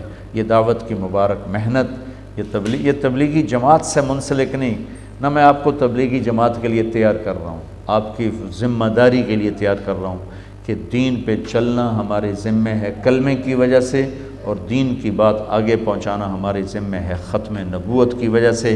ہمارے نبی کے بعد کوئی نبی نہیں ہے تو آپ کا پیغام دنیا تک پہنچانا ہمارے ذمے ہے۔ 89 میں ایک جماعت پیدل چل رہی تھی فرانس میں، تو 4 لڑکیاں آ گئیں اور گاڑی کھڑی کی، ان کو نکال کے پیسے دیے کہ آپ پیدل کیوں چل رہے ہیں، یہ پیسے لیں اور بس پہ سوار ہو جائیں۔ وہ کہنے ہمارے پاس پیسے ہیں، تو پیدل کیوں چل رہے ہو؟ انہوں نے ان کو بات سمجھائی کہ ہم اس لیے پیدل چل رہے ہیں کہ اللہ پوری دنیا کے انسانوں کو ہدایت دیتے۔ وہ لڑکیاں کہنے لگی اچھا اب ہمیں سمجھ میں آیا آپ کون ہیں، ہمیں پتہ چل گیا آپ کون ہیں۔ انہوں نے پوچھا کون ہیں ہم؟ کہا آپ نبی ہیں، آپ سارے نبی ہیں۔ انہوں نے کہا تمہیں کیسے پتہ چلا ہم نبی ہیں؟ کہا ہماری بھی دینی کتابوں میں لکھا ہوا ہے کہ یہ کام کرنے والے نبی ہوتے ہیں۔ تو انہوں نے کہا کہ ہم نبی نہیں ہیں، البتہ ہم اس نبی کی امت ہیں جو ہمارے ذمے یہ کام لگا گیا تھا کہ میرے بعد میرا پیغام آگے پہنچانا تمہارے ذمے ہے۔ تو ان 4 بچیوں نے کلمہ پڑھ لیا، مسلمان ہو گئیں۔ یہ پھر پیدل چل پڑے، تھوڑی دیر کے بعد وہ پھر واپس آ گئیں، وہ گاڑی پر تھے۔ تو انہوں نے گاڑی کھڑی کی، ڈگی کھولی، وہ فروٹ تھے، کہا ہم آپ کے لیے گفٹ لائیں ہیں۔ انہوں نے کہا نہیں ہم تو پیدل چل رہے ہیں، ہم کہاں سے اٹھائیں گے؟ تھوڑا انہوں نے سب نے لے لیا۔ پھر کہنے لگے وہ پوچھ لیں گے آپ کا اگلا پڑاؤ، آپ کا ڈیسٹینیشن کون سا ہے؟ انہوں نے بتایا کہ ہم فلاں جگہ ہیں، اتوار کو فلاں جگہ۔ تو اتوار کو وہ اپنے ساتھ 8 لڑکے لڑکیوں کو لے کر آئیں اور ان کو کلمہ پڑھایا۔ یہ صرف پیدل چلنے پر اتنے لوگوں کو ہدایت مل گئی، بات کرنے کا اثر کتنا ہوگا۔ ایسی میں رائمنڈ پڑھتا تھا، 1978 کی بات ہے، ایک فرانس سے پادری آئے، پیرس سے، کچھ 6.25 فٹ ان کا قد، دبلے پتلے، 80+ اس وقت تھے جب وہ رائمنڈ آئے تھے، مسلمان ہوئے آخری عمر میں۔ تو ان کے قصے کا پتہ چلا کہ انہوں نے فرمایا کہ میں 30 سال سے قرآن پڑھ رہا تھا اور مجھے اس بات کا یقین ہو گیا تھا کہ دین اسلام سچا دین ہے، لیکن مجھے کوئی مسلمان اس کے مطابق نظر ہی نہیں آتا تھا۔ تو پھر میں شک میں رہتا تھا کہ قرآن سچا کہ مسلمان سچے۔ تو تیونس سے 1 اربوں کی جماعت گئی وہاں، اس جماعت کو انہوں نے دیکھا، انہوں نے ان کو اپنے گرجے میں ٹھہرایا، تو 24 گھنٹے ان کو دیکھا۔ تو اس کے بعد کہنے لگے کہ 30 سال کے بعد میں نے کچھ قرآن کی جھلک تم میں دیکھی ہے۔ انہوں نے کلمہ پڑھا اور مسلمان ہوئے۔ اللہم لک الحمد کما انت اہلہ فصلی علی محمد کما انت اہلہ وافعل بنا ما انت اہلہ انک اہل التقوی و اہل المغفرہ۔ ربنا آتنا فی الدنیا حسنہ وفی الآخرۃ حسنۃ وقنا عذاب النار۔ یا اللہ ہم تو تیرے حقیر ذلیل بندے ہیں، یا اللہ تو نے اپنے فضل سے بلاوا بھیجا، ہم تیرے شکر گزار ہیں، تیری مہربانی ہے، ہم تو میرے مولا اسے بلاتے ہیں جو ہمارے ساتھ اچھا سلوک کرتا ہے، ہمارے ساتھ بھلا کرتا ہے، ہم اسے اپنے گھر بلاتے ہیں۔ تو بھی میرے مولا عجب شہنشاہ ہے، تو انہیں بلاتا ہے جو ساری زندگی سارا سال تیری عداوت پہ رہے، تیری نافرمانی پہ رہے، کھلم کھلا بھی تیری نافرمانیاں کیں، چھپ کر بھی کیں، خلوت میں بھی ہم میرے مولا بددیانت رہے، جلوت میں بھی بددیانت رہے، لیکن قربان جاؤں میرے آقا تیری سخاوت پر، تیرے رحم پر، تیری فیاضی پر، کہ ہماری زندگی بھر کی غفلتیں تیرے سامنے، ہمارے رات کے دن کے گناہ تیرے سامنے، سارا سال کی غفلت تیرے سامنے، اس کے باوجود تو ہمیں بلاوا بھیجتا ہے۔ تیری عزت کی قسم، نہ ہم پیسے کے زور پہ جا رہے ہیں، نہ پاسپورٹ اور ویزے کے زور پہ جا رہے ہیں، نہ سعودی گورنمنٹ کے بلانے پر جا رہے ہیں، نہ پاکستانی گورنمنٹ کے بھیجنے پر جا رہے ہیں، تیری عزت و جلال کی قسم تیرے بلاوے پہ جا رہے ہیں میرے اللہ، اور ہم تیرا کیسے شکر ادا کریں، یا ہم تیری کیسے تعریف کریں میرے مولا، سمجھ سے نہیں آتا۔ ہمارا تو بچہ نافرمان ہو تو ہم گھر سے نکال دیتے ہیں میرے مولا، بھائی سگا دودھ پیتا، بہنیں ان سے لڑائی ہو جائے تو ہم انہیں اپنے گھر میں بلانا چھوڑ دیتے ہیں، انہیں اپنی خوشیوں میں بلانا چھوڑ دیتے ہیں، انہیں اپنی غمیوں میں بلانا چھوڑ دیتے ہیں، ان کے گھروں میں جانا چھوڑ دیتے ہیں۔ اے میرے رب تو بھی کیسا سخی بادشاہ ہے، سب کچھ ہمارا دیکھتا ہے، پھر ہمیں بلاتا میرے مالک، اب تیرے بڑے شکر گزار، تیری بڑی مہربانی میرے مالک، تیرا بڑا احسان ہے میرے آقا، عجب تیری شہنشاہی ہے، عجب تیری سخاوت ہے، عجب تیری عطا ہے میرے مالک۔ تو نکموں کو بھی اپنے در بلائے، نافرمانوں کو بھی اجازت دے دے آنے کی، خود بلائے یا اللہ۔ جس سے لڑائی ہوتی ہے اس کے لیے تو ہم واسطے تلاش کرتے ہیں صلح کرنے کے لیے، اور میرے مولا قربان جاؤں تیرے نافرمان اور بغیر وسیلوں کے تو خود ہی کہتا ہے آ جاؤ مجھے منانے آ جاؤ۔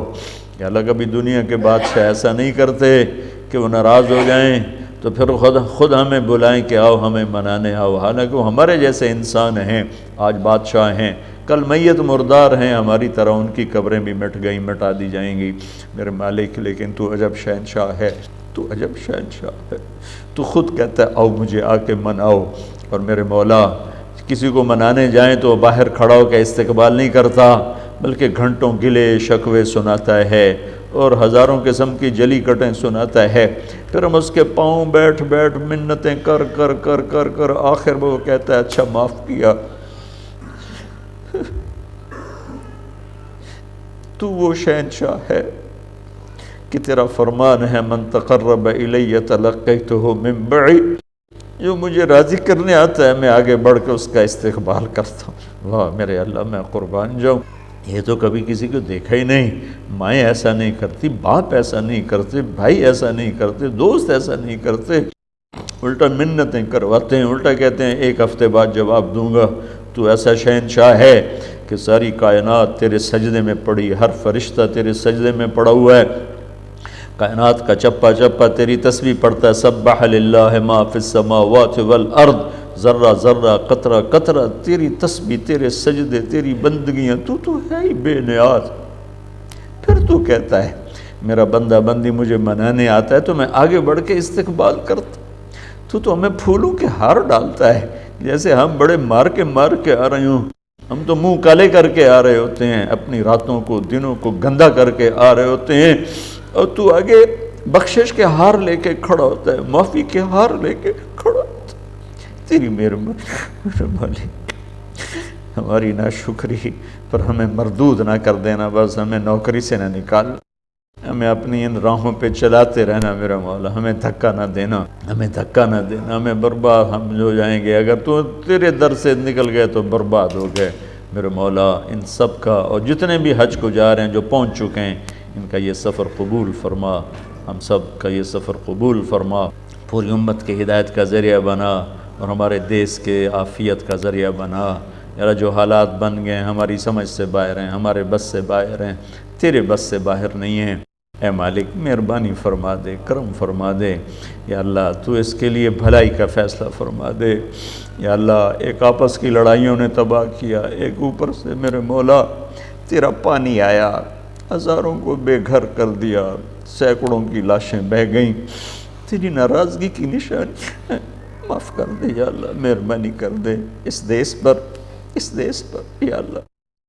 ایک عرصے سے برا وقت آیا ہوا ہے، نہ اچھے عوام رہ گئے، عوام ہمارے جیسے یا اللہ، تو ہمارے جیسے ہی حکمران ہوں گے، تو مہربانی فرما دے، عوام میں بھی دینی شعور پیدا کر دے، حکمرانوں میں بھی پیدا کر دے، اور اپنے پانی کو رحمت بنا، عذاب نہ بنا، اپنے پانی کو رحمت بنا، عذاب نہ بنا، میرے مالک بس کر دے، معاف کر دے، بس کر دے، معاف کر دے، بس کر دے، معاف کر دے، اے میرے مالک ہم تیری منت رحمت کے طلبگار ہیں، تیرے فضل کے طلبگار ہیں، تیری رحمت کے طلبگار ہیں، تیرے فضل کے طلبگار ہیں۔ ربنا آتنا فی الدنیا حسنہ وفی